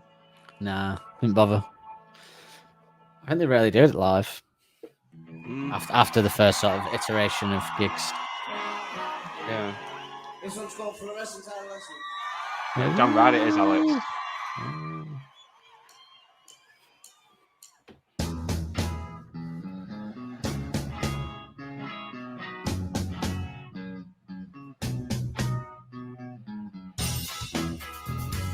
Alexa's gone. I'm going to go For and a get key, a warm pint probably. of Carlin. Used to get it in your fishnets, now you only get it in your knife. Is that Thingy from Peep Show, the kebab man? No, the camera on the left. Dog. Dog. I'm still looking out for Ilardi, but I'm sure you see him on James. I've never noticed him. You might have. I've never noticed him. Is that him there? The best you ever had is just a man. I'm sure he's got a camera at some point. 'Cause I've definitely looked intently. I mean, I've seen this so many times that I've definitely spent an evening just watching the sides, trying to see how hard it. Up on the balcony now. I feel like it's when you're out with one of those mates and they get progressively more drunk as the night goes on and become more of a knobhead. Yeah. which is what they had to do with Jamie at award shows. Although none of them have any of them been drinking during the show. I haven't seen any of them go for a. No. I bet there was no Brandon alive. Gonna take the cans there. Mind you, I think they'd had enough. I already went. Nobody give the band any more booze. We're going to be late, Roy.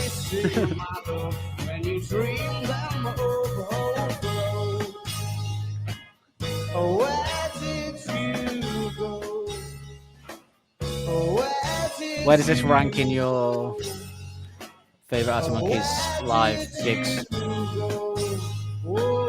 that you can watch online or otherwise?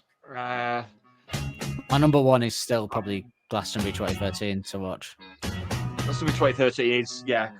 I'm a big fan of the one in Mexico last year, Corona Capital. That's up there for me. I'm still flummoxed as to why. I think they never released On Valley because they filmed On Valley, made a little documentary. They never released On Valley, and I think they shouldn't have. They did Live at the Apollo maybe too premature, and they should have just filmed On Valley. Because I'm telling you now, that was a gig and a half. Like on film, that would have Maybe been. bits of it will pop up in the documentary that's coming out. Hopefully. It'd be interesting to see whether it's going to be just a documentary of the car era and the tour, or if it's going to be like a full wide-ranging thing. I'd imagine probably Car and Tranquility, maybe. I don't know. Sorry, there's a Mac Cam on. I've gone. I'm still looking out for Ilardi. Oh, look at that, and he's singing.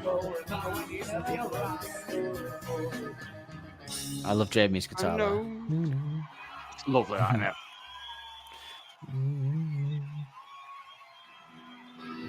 Thank you. I really enjoyed that, and thanks.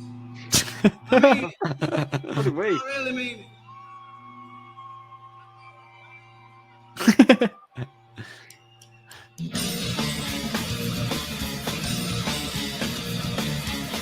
Sure, I saw Ilardi then.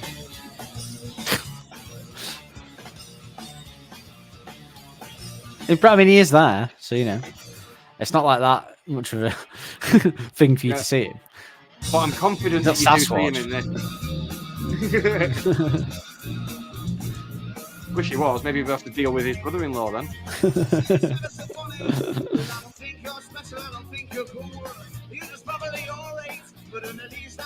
All right.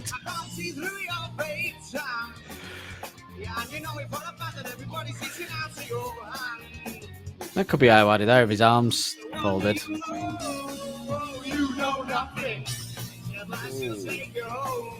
This is where we need full high definition. I don't know if it's fine to say, yeah, it's hard to pick out skin colour.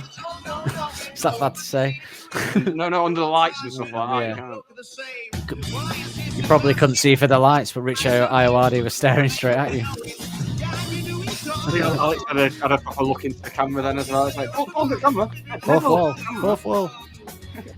I've still never got over, even to this day, that Alex puts his mouth on the microphone, even to talk. He does it in radio interviews as well, and no one ever said don't do that. It's just him and Liam Gallagher. If I did the whole podcast like this, it would be horrid. Oh, here we go. Oh, here we are. Oh, look at him go. Oh. Getting ready, Humbug ready. Humbug B-side ready. On Jamie. Ooh.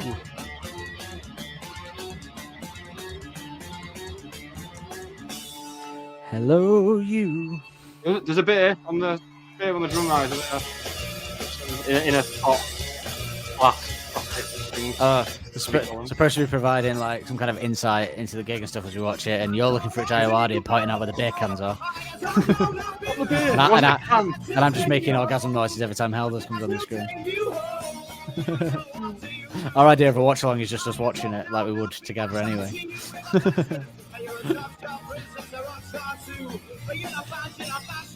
To be fair, there's not much really. Imagine they do decide to remaster and release this. They use this as a direct instead of a director's commentary.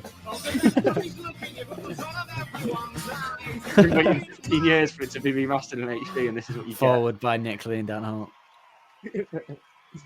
Duncan Mayhew. Duncan Goodhue. You're pushing it. It was a great reference, though. That's still a great reference. Matt Higgins will get that. Oh.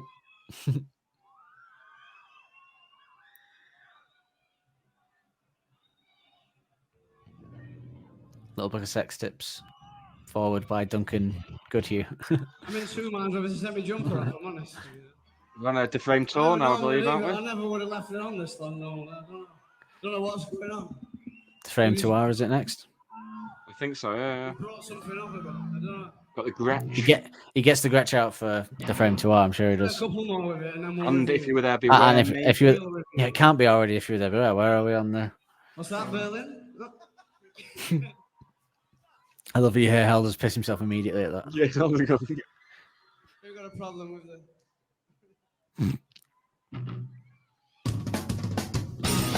The laugh Elders does then, it always reminds me of the other bit in Friends where he finds out that Ross mum. And he says, Ross is like, ask Joey. Joey saw it. He's like, you knew about this? And Joey says, knowledge is a tricky thing. And there's someone in the audience who's right next to the mic who does the biggest laugh ever. When you see it, you won't hear it.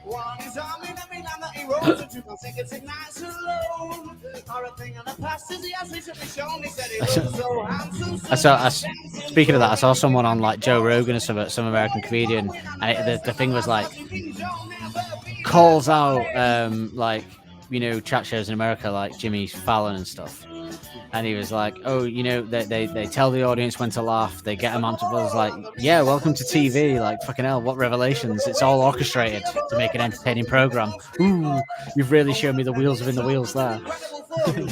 let's just take them off the air now. TV's not real. They'll be telling me that Towie's scripted next.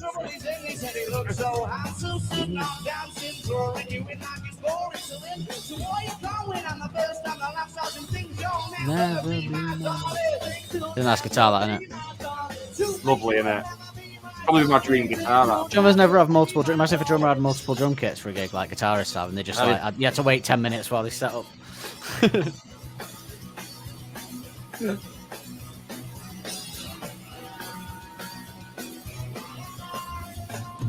Does Nick change his bass at any point? I think he does. Does he go Rickenbacker Glory or?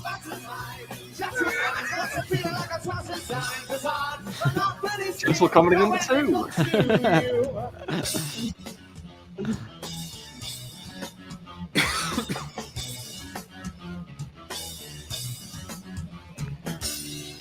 Jamie's just so slinky, isn't he? So silky. There's just don't need it. Just plays. Loves it. Has a little bit of a jump to himself. Just in his own world, isn't he? Yeah, it's like he's just playing in his bedroom. Yeah. He's like me with a baseball bat in front of the mirror. And you own a guitar. I can't play it. Nope. No tune. I just hate tuning guitars. Oh, here he is. Oh, God. I feel sick. Lost it Trump time, innit? What, backstage for Miles or? He's just stuffed into the bins outside. Sex legs doll. hanging out. See, Miles has got a sex doll in his changing room. Look at him. Proper scouse. That's proper scouse face, that, isn't it? He's so scouse, isn't He is so scouse. And the only thing is, he's not even from actual Liverpool. He's from like the world. He's a wall, isn't he? Well, I met a work colleague's cousin once in Brotherhood in town briefly, and he was just like Miles. He was Scouse, and he was just like Miles. Like they're all the same, aren't they? All happy and teeth and ears. Slimy, horrible, creepy. Ooh, you know what? Again, Helder's making. Decent. What happens? I forgot about the a cappella version in this. What happens then? Ooh. Miles with the turtleneck as well. Bringing that back. Before his time, it's all the rage now. This is his look, Miles, I think. You don't like his skinhead and wrinkled tan skin and leopard skin shirts now? No. No. Yeah, he does seem like an aging sex pest, doesn't he? Now that's what the vibe he gives off. Yeah, he's dressed like an old 70s sex pest that's moved to like Ibiza to see out his days. The run from the law. He's trying to dance without his guitar, bless him, but he don't know what to do, does he? I do the same thing. I don't know where to put my hand. I don't know where to put the other hand. There's no at least with 505, you seem to behind the keyboard. Do a comparison of this to Last Shadow Puppets doing Bowie. He is very like fresh-faced, Miles, but then isn't he? Very good-looking chap. Yeah, he looks too pleased with himself there, though. I don't like it. Well, that's Miles's brand, isn't it?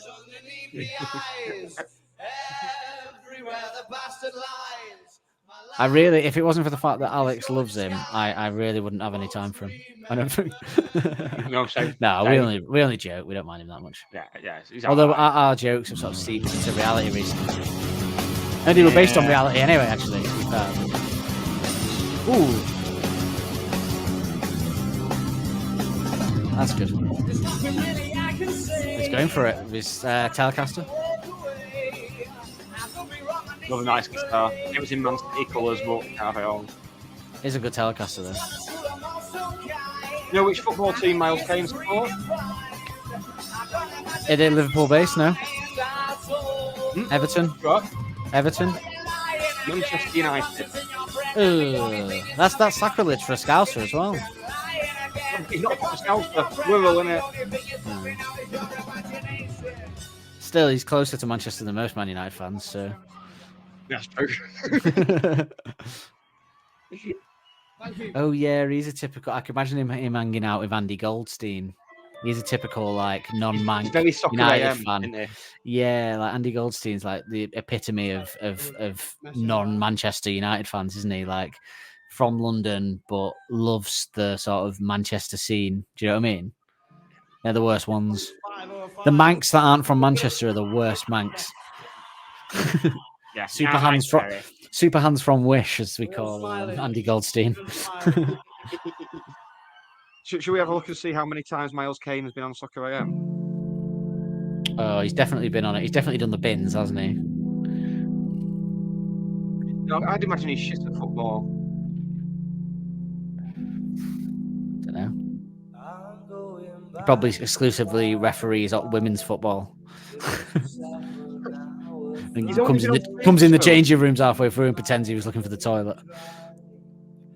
3 episodes of Soccer AM between 2018 and 2022. I'm surprised it took that long. I can't believe how fast you found that knowledge.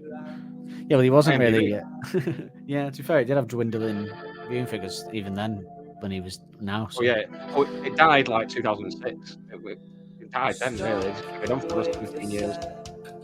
See, Alex looked back then and him and Miles made like some eye contact. It was very sexual. But Alexa got jealous. You wish you could write a song like this, don't you, Miles? Hang on, Alex was brave having like Alexa like unmanned backstage with Miles roaming around. Maybe that's where she went.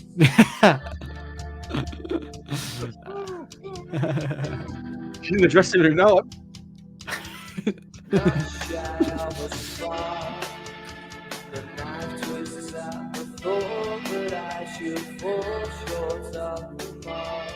We might come up with a Miles related. We've got to come up with a good. We're planning a Christmas episode, people, and we've had a few ideas about some guests last night, didn't we? But not famous guests, but more on that. But might come up with some kind of Miles round, some kind of Miles based, like a sort of Miles or not Miles, like I don't know, real things he's done compared to things we've made up like on Buzzcocks. I don't know. I've been putting some stuff together for this quiz. So.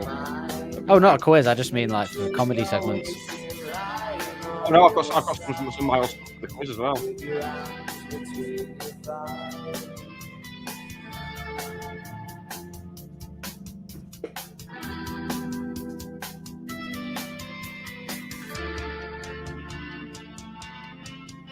We take the piss out of him now, but he does some lovely work on there.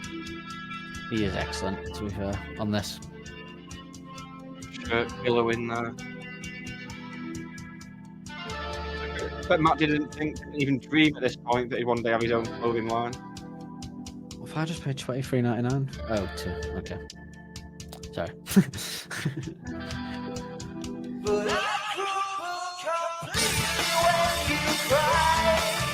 Very echoey, that. Reverb. Oh, yeah. Having a room. Jamie's pedalboard there. All a bit there on the riser. The Miles got it on with him. Stella, that, innit? Bottles of Stella, that. Actually picked the one with written on it. Bottles of Stella. Nice. Other beers are available.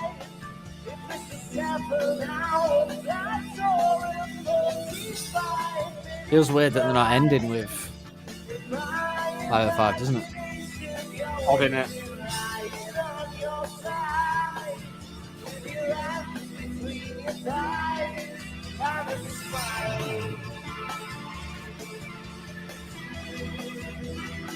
Jamie just refused. Jamie's refusing any interaction with Miles. No, I know what he does. I know what he does backstage. I know what he does in his hotel room. You stole my best friend. Nah. Oh, his feet are barely pushing the floor behind the keyboard as well. Like a little Humpty Dumpty. Oh, girl in the crowd there on the shoulders. There's always one. Miles wasn't looking, luckily. Oh no, spotted her. Back down. Smelled her. Skint.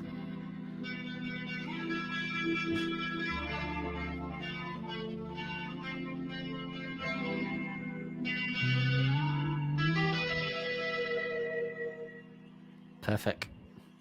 Wonderful. Well done, Miles. Paid for yourself there. Yeah, you wanted a night out in Manchester, didn't you? Alex going full Boris Johnson with his hair. Constantly. Ooh. Jumpers off. That is a Rickenbacker, isn't it? Yeah.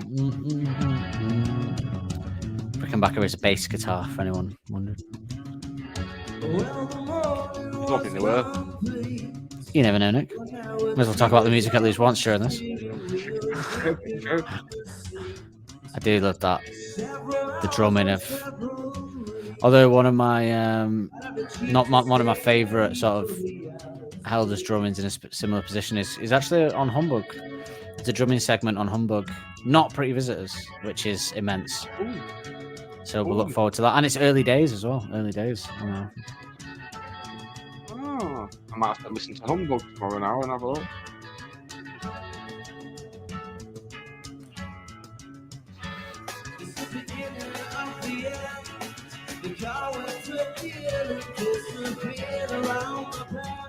You never see Alex with a capo, do you? No. Never see a monkey with a capo. El capo. Wait, you do mean the thing that goes on a guitar fret and not a member of the cartel? No. That's mafia. We don't know what happened on the Mexico tour. Anything can happen.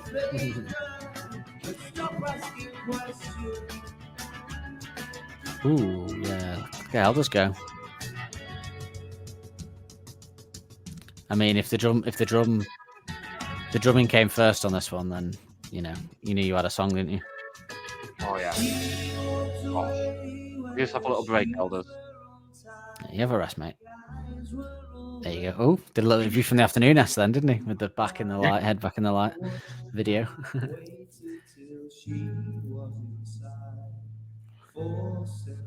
Thinking about Joanna. It's possible. Nah, time in. She's with the King of Leon now, and that's what we've all got to look forward to. Yeah, and he's with Louise. Good old Louise. She's great. Potentially his last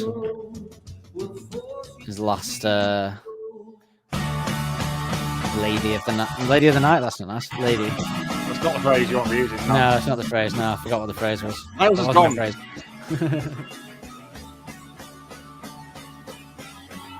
I was thinking of Strangers in the Night, and I got all muddled up. I do like all these little mixed shots like this. It's really cool in that sort of style. It's really good, isn't it? There was a TV show that adopted this style recently with Stephen Graham on Netflix. It was set in like over 3 different. Very good, kind of like weird sci-fi, but really good. Set over 3 periods. But they did this very similar to like the Apollo, where they'd have 2 scenes playing at the same time, and it would zoom into one and zoom out. You know. Well, that's well cool. Yeah, a bit like that. I need to get on that. Although I've just noticed they've put 6 Feet Under on Netflix. So I think, is that not the American one? Netflix, because I tried to look for it on the British one, it wasn't there. Sometimes the posts mean the American one and not the British one. I'm sure I don't follow the American Netflix. Because it's really random, because normally all HBO stuff is owned by Sky and it goes on Now TV or yeah, Sky exactly. Classic. That's what I thought. In the UK. Maybe it is. Oh yeah, because on Facebook it's just one page, isn't it? I went on and Netflix just before we jumped on and searched 6 Feet Under and it didn't come on, which is a shame because I wouldn't mind rewatching it although. Yeah. Yeah, it must have been. Very good show if no one's seen it. 6 Feet Under. Alex here with he's got some great little boots as well. Yeah, I love his boots. He's pulling off the jeans and boots there. Wait, why are they doing Certain Romance? Oh yeah, they do Certain Romance now, don't they? Yeah. Weird that, innit? At the end, if you were there, beware. Surely you do if you were there, beware now, and come back on for View from the Afternoon and Certain Romance. That would be the. Yeah, very strange. There you go. Do you like that bass line, Nick? Yeah, a little bit. Is that a picture of Alex on the drum kit? Oh, I don't know actually. It looks like Alex with sunglasses on. I can't see him doing that. For a laugh. I lost a bet or something.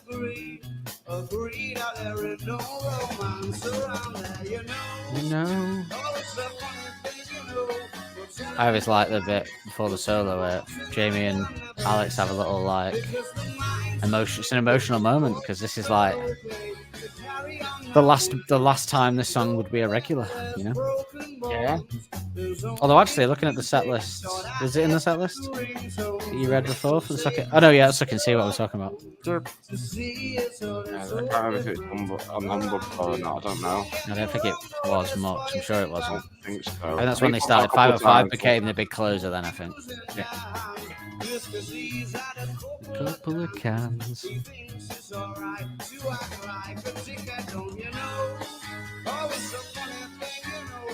It's interesting because you wouldn't picture Richard Ayoade as being a fan of this type of music, really. But I think the job that, not just with Arctic Monkeys, but with the other bands he's done videos for, like Vampire Weekend, to see him being a Vampire Weekend fan, because he's probably into Paul Simon, it's just a tribute act, isn't it? But I don't know. I mean, do you even have to be a fan of? I think he must be. No, I think he must be. To do such a good job, I think he must be. With Arctic Monkeys, he must be, yeah. But you don't have to be for all of them, do you? A job's a job, innit? But like, I think you could direct a music video and not be a fan. In fact, most directors cut their teeth directing music videos and stuff. But with this, yeah, he's obviously, because he got Alex to write the music for his film, so he obviously is a fan of Alex in particular. So. I don't know. He was a lot. How old would he have been around this time? I don't know how old he was when he was in IT Crowd. 15 years ago, he would have not that old now. Late 20s. Yeah, probably about late 20s, early 30s. Our age now, late 20s. Yeah. Don't put our age now in with late 20s. As nice as it felt for a second. Oh, he's either late 20s, 36, something like I'm basically late 20s, aren't I? I'm a bit younger than you. I could have said that when I was 33, but now I'm 34. How did I say that now? Yeah. I couldn't even say that I was 33. Losing its luster. Yeah. Oh, well. Here it is. Ooh. Held us. Do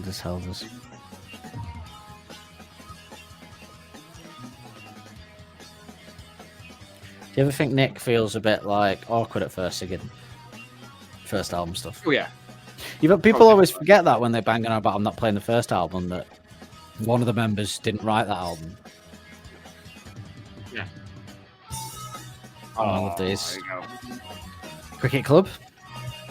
Yes. I wish we'd got that. That was filmed as well. I wish we got more of that. I know. They filmed the one gig in Manchester that we've never gone to. That's why it's so annoying. They literally filmed the one gig I've never gone to in Manchester.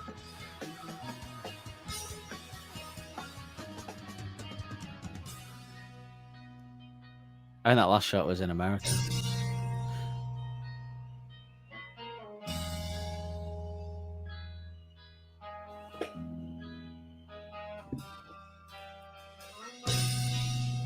Oh.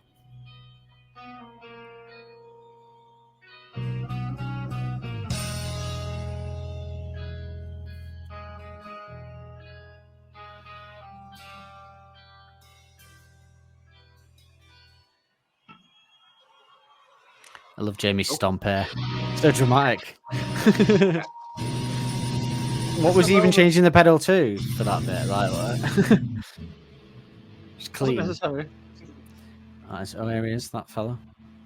That's Mr. Schwartz again. Yeah, that's Mr. Schwartz there in the white t-shirt. That's him, yeah. Remember, he looked like a bit of a womble. Uncle Bulgaria. I was like this. We should buy a little 16mm and film a pod on it. Don't tempt me, mate. Don't tempt me.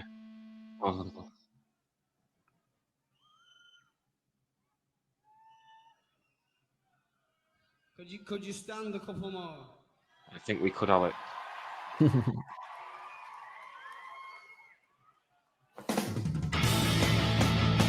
And I'm halfway there. I've got a Kodak retro Kodak. Oh, we should do more with that, really. We should. It's a mucky Polaroid. Can't get that. Can't put that on the internet. Physical copies. It's probably what Miles uses. Tonight I'll be so alone. Tonight I'll be a rookie share, regardless of what's gone before. I wanna see all of the things that we've already seen.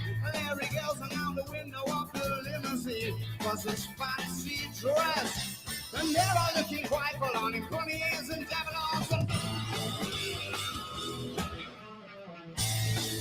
Look like he's put his arm in a weird position there, isn't he, Alex? To play that. I don't know if it's the camera angle, but it looks like he's like going over.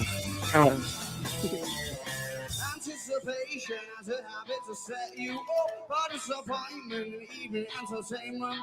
Tonight I'll be so low. This will forever and always be a tune, and this is obviously the one with the multi-camera mats. So, have we got the multi-camera mats on YouTube? Maybe we should finish rewatching that as well.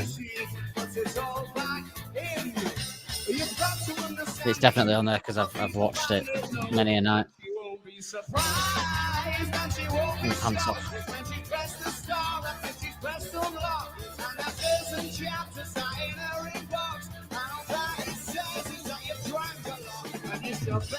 Oh, Jamie vocal watch.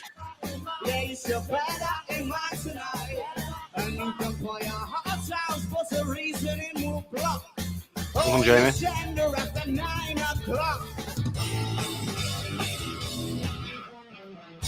Ooh. So good. I mean, you can just see why, like, aged 18, about to go to a club with a few beers before you make get the bus to town or whatever, why playing this song would be like amp. Still do now. Central. Yeah. Just without the, I don't know, with the knowledge that the night's not going to be like it was. Yeah, never is. That's why I can't bear to go to the indie disco now. I think I could. What are you talking about? Yeah.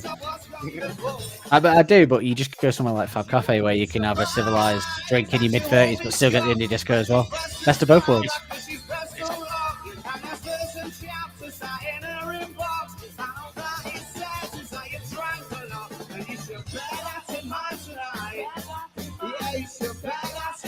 Jamie vocals. Back to the old. The white guitar doesn't come out during this gig, does it? White guitar locked away now. Let's see it again. It's the black, same guitar but black. I prefer the white though.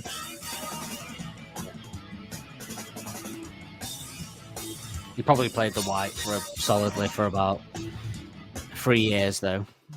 To be fair, before they were famous. What's your first guitar? Squire Stratocaster. My first one was a Yamaha Pacifica, which was a lovely, nice guitar for someone learning, and then traded up obviously to the Arctic White Stratocaster. I think I remember Yamaha actually. Yeah, it was great. I still have that somewhere, you know. I never got rid of it because it's got stickers on it and stuff that we put on it. Really? So I never got rid of it. Yeah. So I can't remember where it is. It's in one of my storage places. But yeah, it's one of my I've got dens everywhere. That sounded finished. I mean, what I mean by that is my girlfriend's mum's spare bedroom. I'm sure it's in there or something like that. Or did I have to get rid? I don't know if I had to get rid of it. Something got mold on it, and I had to. No, I think I still got it. It has stickers on it that we had. Still got mold on it, and you have to get rid of it. A Miles problem.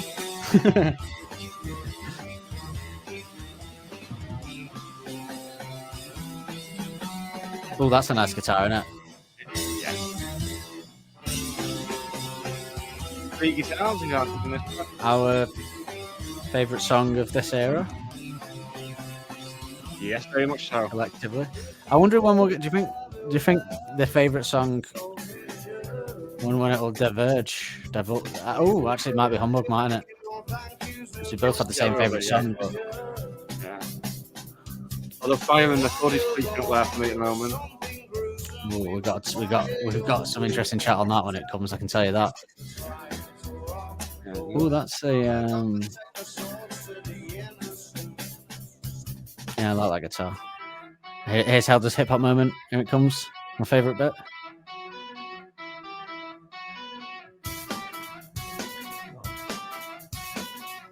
Call me P Diddy. Earrings. Not R. Kelly.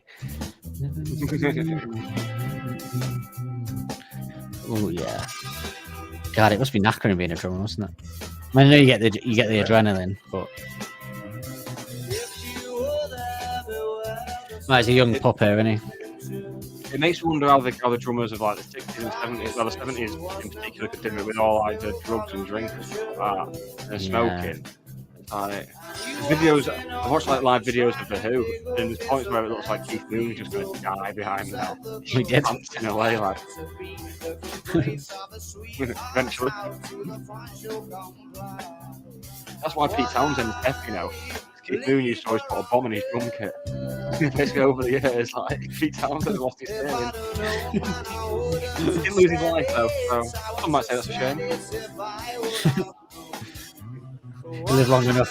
The children who are in the video that he paid for. One. Live long enough as a hero to see yourself become the villain.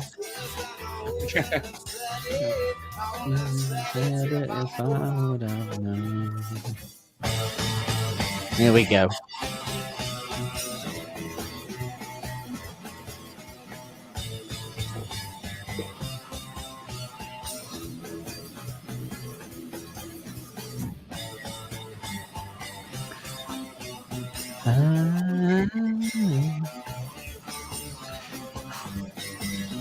I love it when you show strain that you do this.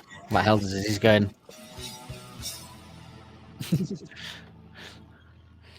This is a cool, isn't it? That they show the next bit, the end bit.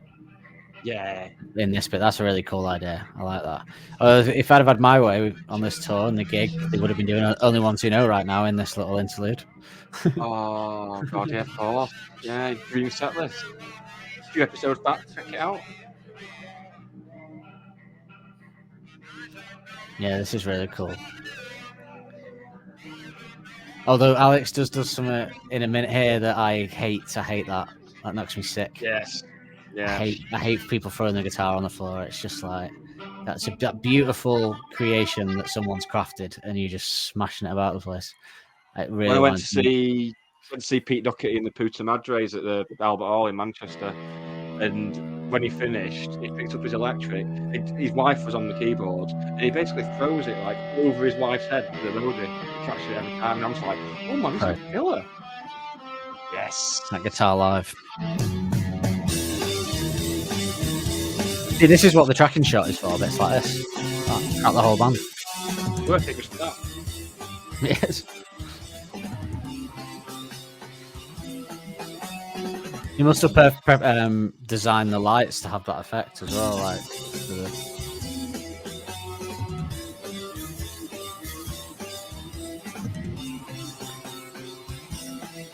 What a song! How could this not be in people's top? What a closer! Oh, that noise as well. Like. Alex, you dirty man, dirty man. What Alex just did to that guitar is the equivalent of what Miles does to women. There's like Jamie. Like this because Jamie does this little thing and they cut there. And that Jamie as well, ending the DVD. Like again, he's positioning the band. He's the one that ends the edit to the clip, and he ends that. He's pulling the strings, man. And the baby I'm yours to see it out. Oh, I like these clips. What have we got there then? Cricket Club.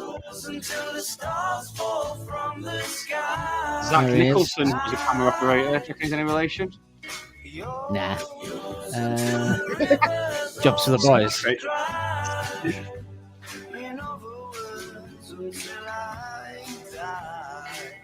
I always loved back then, particularly, and now to an extent, Helder's ability to be skinny and fat at the same time. Weird, isn't it? Can't work out what is chubby. I'd say not fat, but he's skinny and chubby. There was a period during Suck It and See and stuff where he was quite muscular, but I can never work out what he's a bit like. He was a bit actually. Me and him have a similar body type actually. Slightly more flaccid. And that's where the similarities end. No sense of humour. I think. Actually, thank you very much. I think me and Helders have a right laugh together. Me and Helders have a good sense of humour. We'd vibe. We'd vibe. Baby, I'm yours. Baby, I'm yours. And I'll be yours until 2 and 2 is 3. Wonder where that beat, like Australia or something like that. I think it was Australia actually. I think it was Australia. I don't like Australia. Although I do have a newfound love for Australians actually over the past 10 weeks. I'll do it. Johanna Bennett there, getting the old action. I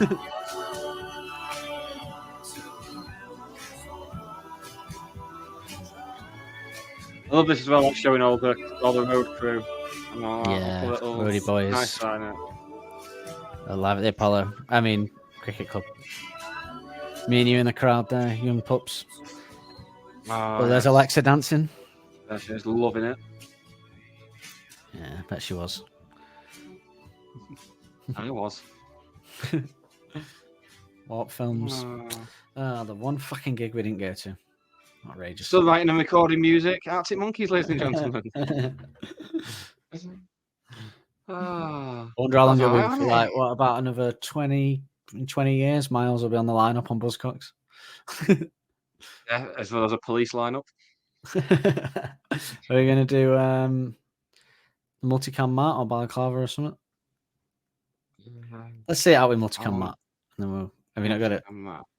Multicam Matt. Let's do Multicam Matt and see it out. Balaclava's so-so anyway. Let's do Multicam Matt. Video readers will be loving this, but the audio readers, they'll just get to hear Evening Afternoon again, and that's never a bad thing. No, it's not. Video's it's not a bad thing anyway. 2. Yes. There he goes. Oh, that.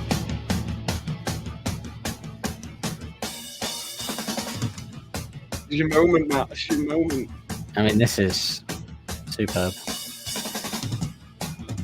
I could honestly, with the way they mix the sound, so you can hear the drums more as well over the music. Just give me the whole gig in this.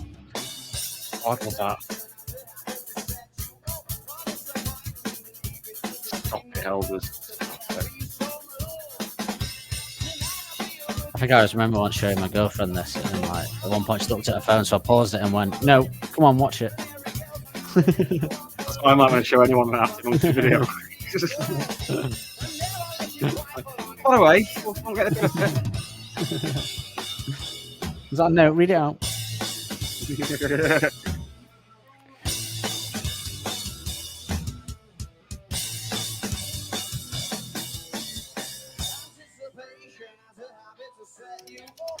Oh, a little cheeky.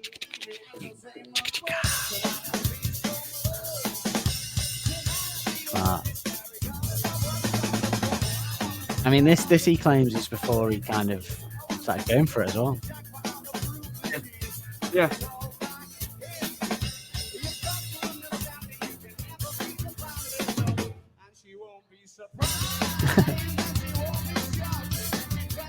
It always blows my mind being able to do that on the foot bit as well. You know what I mean?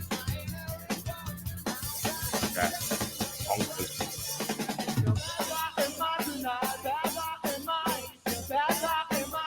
Do you reckon he can rub? A little laugh then. Do you reckon he can rub his belly and pat his head at the same time? I mean, you'd hope so, wouldn't you? I think that's a test before you start drumming school that you have to do. You can't do that, then you can't do that, then don't bother.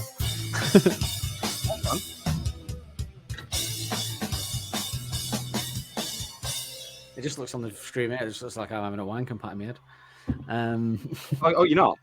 It's the only way I finish. A little bit like much needed break there. Catch his breath. The wind knocked out of him. One more started playing and he went, I'm gone. Oh.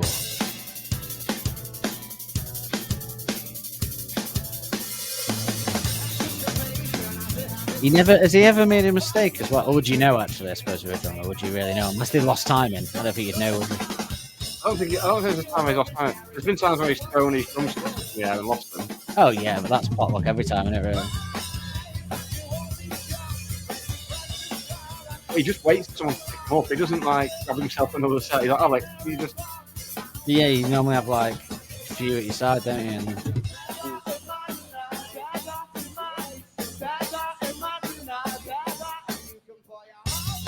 I need to sing as well. Well. Jesus.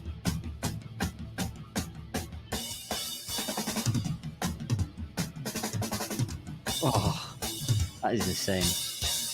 But this is someone that taught themselves, and this was about 2 years into that adventure that he wrote this. That's insane. Sickening, isn't it? Not fair.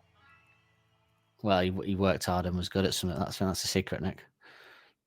Have yourself a rest, Matt. Have yourself a rest. I noticed he's the only one wearing the monitor things as well. Yeah, I think the drummer definitely has to, doesn't he? I think singers and stuff, not always necessarily, but yeah. If he loses the music, he's fucked, isn't he? Yeah, he's fucked. Yeah. When you do lose time. Well, this has been Series 2 episode. Oh, a bit of Madonna. Nice for Friday night. This has been Series 2, episode 29 of Don't Leave That Our special. It's going to end on 30. That's nice. End on 30. Speaking of which, what are we doing for number 30? Number 30. What are we doing for number 30? 40. Number 30. What are we doing for number 30? Q&A. We're doing a Q&A, so we'll have recorded it by the time you hear this, so don't get your questions in, but we'll put it out on social media, getting the feelers out. And we'll be answering anything and everything you want. We've already got some questions, but we'd love more. We'll put a shout out on social media. Well, I don't know. If we don't get enough questions, maybe we'll come up with something else to do. But I don't know. I mean, people don't want to ask us stuff, Nick. I've got some good questions. I think you know how it goes. We'll have a few questions, and it'll just go off on tangents and expand and stuff. It'll probably be the longest episode yet. I'm going to put it out on social media like every day on the run up for the next week until we record it. So, I'll do that and we'll get it out there. But Q&A, baby, end it, because we were doing it because we got 20,000 streams, but because we decided to do it at the end, we've now got like 26,000 or something. So yeah. Don't forget, if you've enjoyed this, go on the episode description, find all our links, like, follow, rate, review. Don't cross the streams. Do not cross the streams, because that's how you end up with an infection. That's probably something that Richard O'Addy said, isn't it? Don't cross the streams, Nick. Don't cross the streams, Roy. I'm just imagining him in the IT crowd constantly. Right, let's go, because I've been home for like 3.5 hours and I've not had any tea yet, so I'm starving. Right, I will say goodbye to them, Dan. Say goodbye to them, Dan. Do it. Say goodbye to nice people. And the horrible ones. Well, there's not any of them. Nah, there's not. Goodbye, my lover. Bye, lovers. Don't Believe the Hype is hosted and produced weekly by Nick Lee and Dan Holt. Music used in the titles is royalty-free music courtesy of Les FM. Don't forget to subscribe on your podcast player of choice to be notified every Wednesday when a new episode is released. And if you want to help us out further, be sure to like and review to help make us more visible to like-minded souls. We will see you next week with more of the same. God. Yes, let's let you go get your suppers then. Supper sing. I've What are you going to have? What are you going to have? I think there's some burgers. There's some burgers, and I think there's a couple of pizzas in the fridge. So I'll do some, maybe one of each. Yeah, pizza. Don't say pizza. I'm now. It's a bread-free pizza. 5 weeks into my non-bread. Wow, you're brave man, then, mate. 2 weeks till York. Man, that first fucking morning, that Friday morning we go to get the train to York, I'm going to be fucking, man.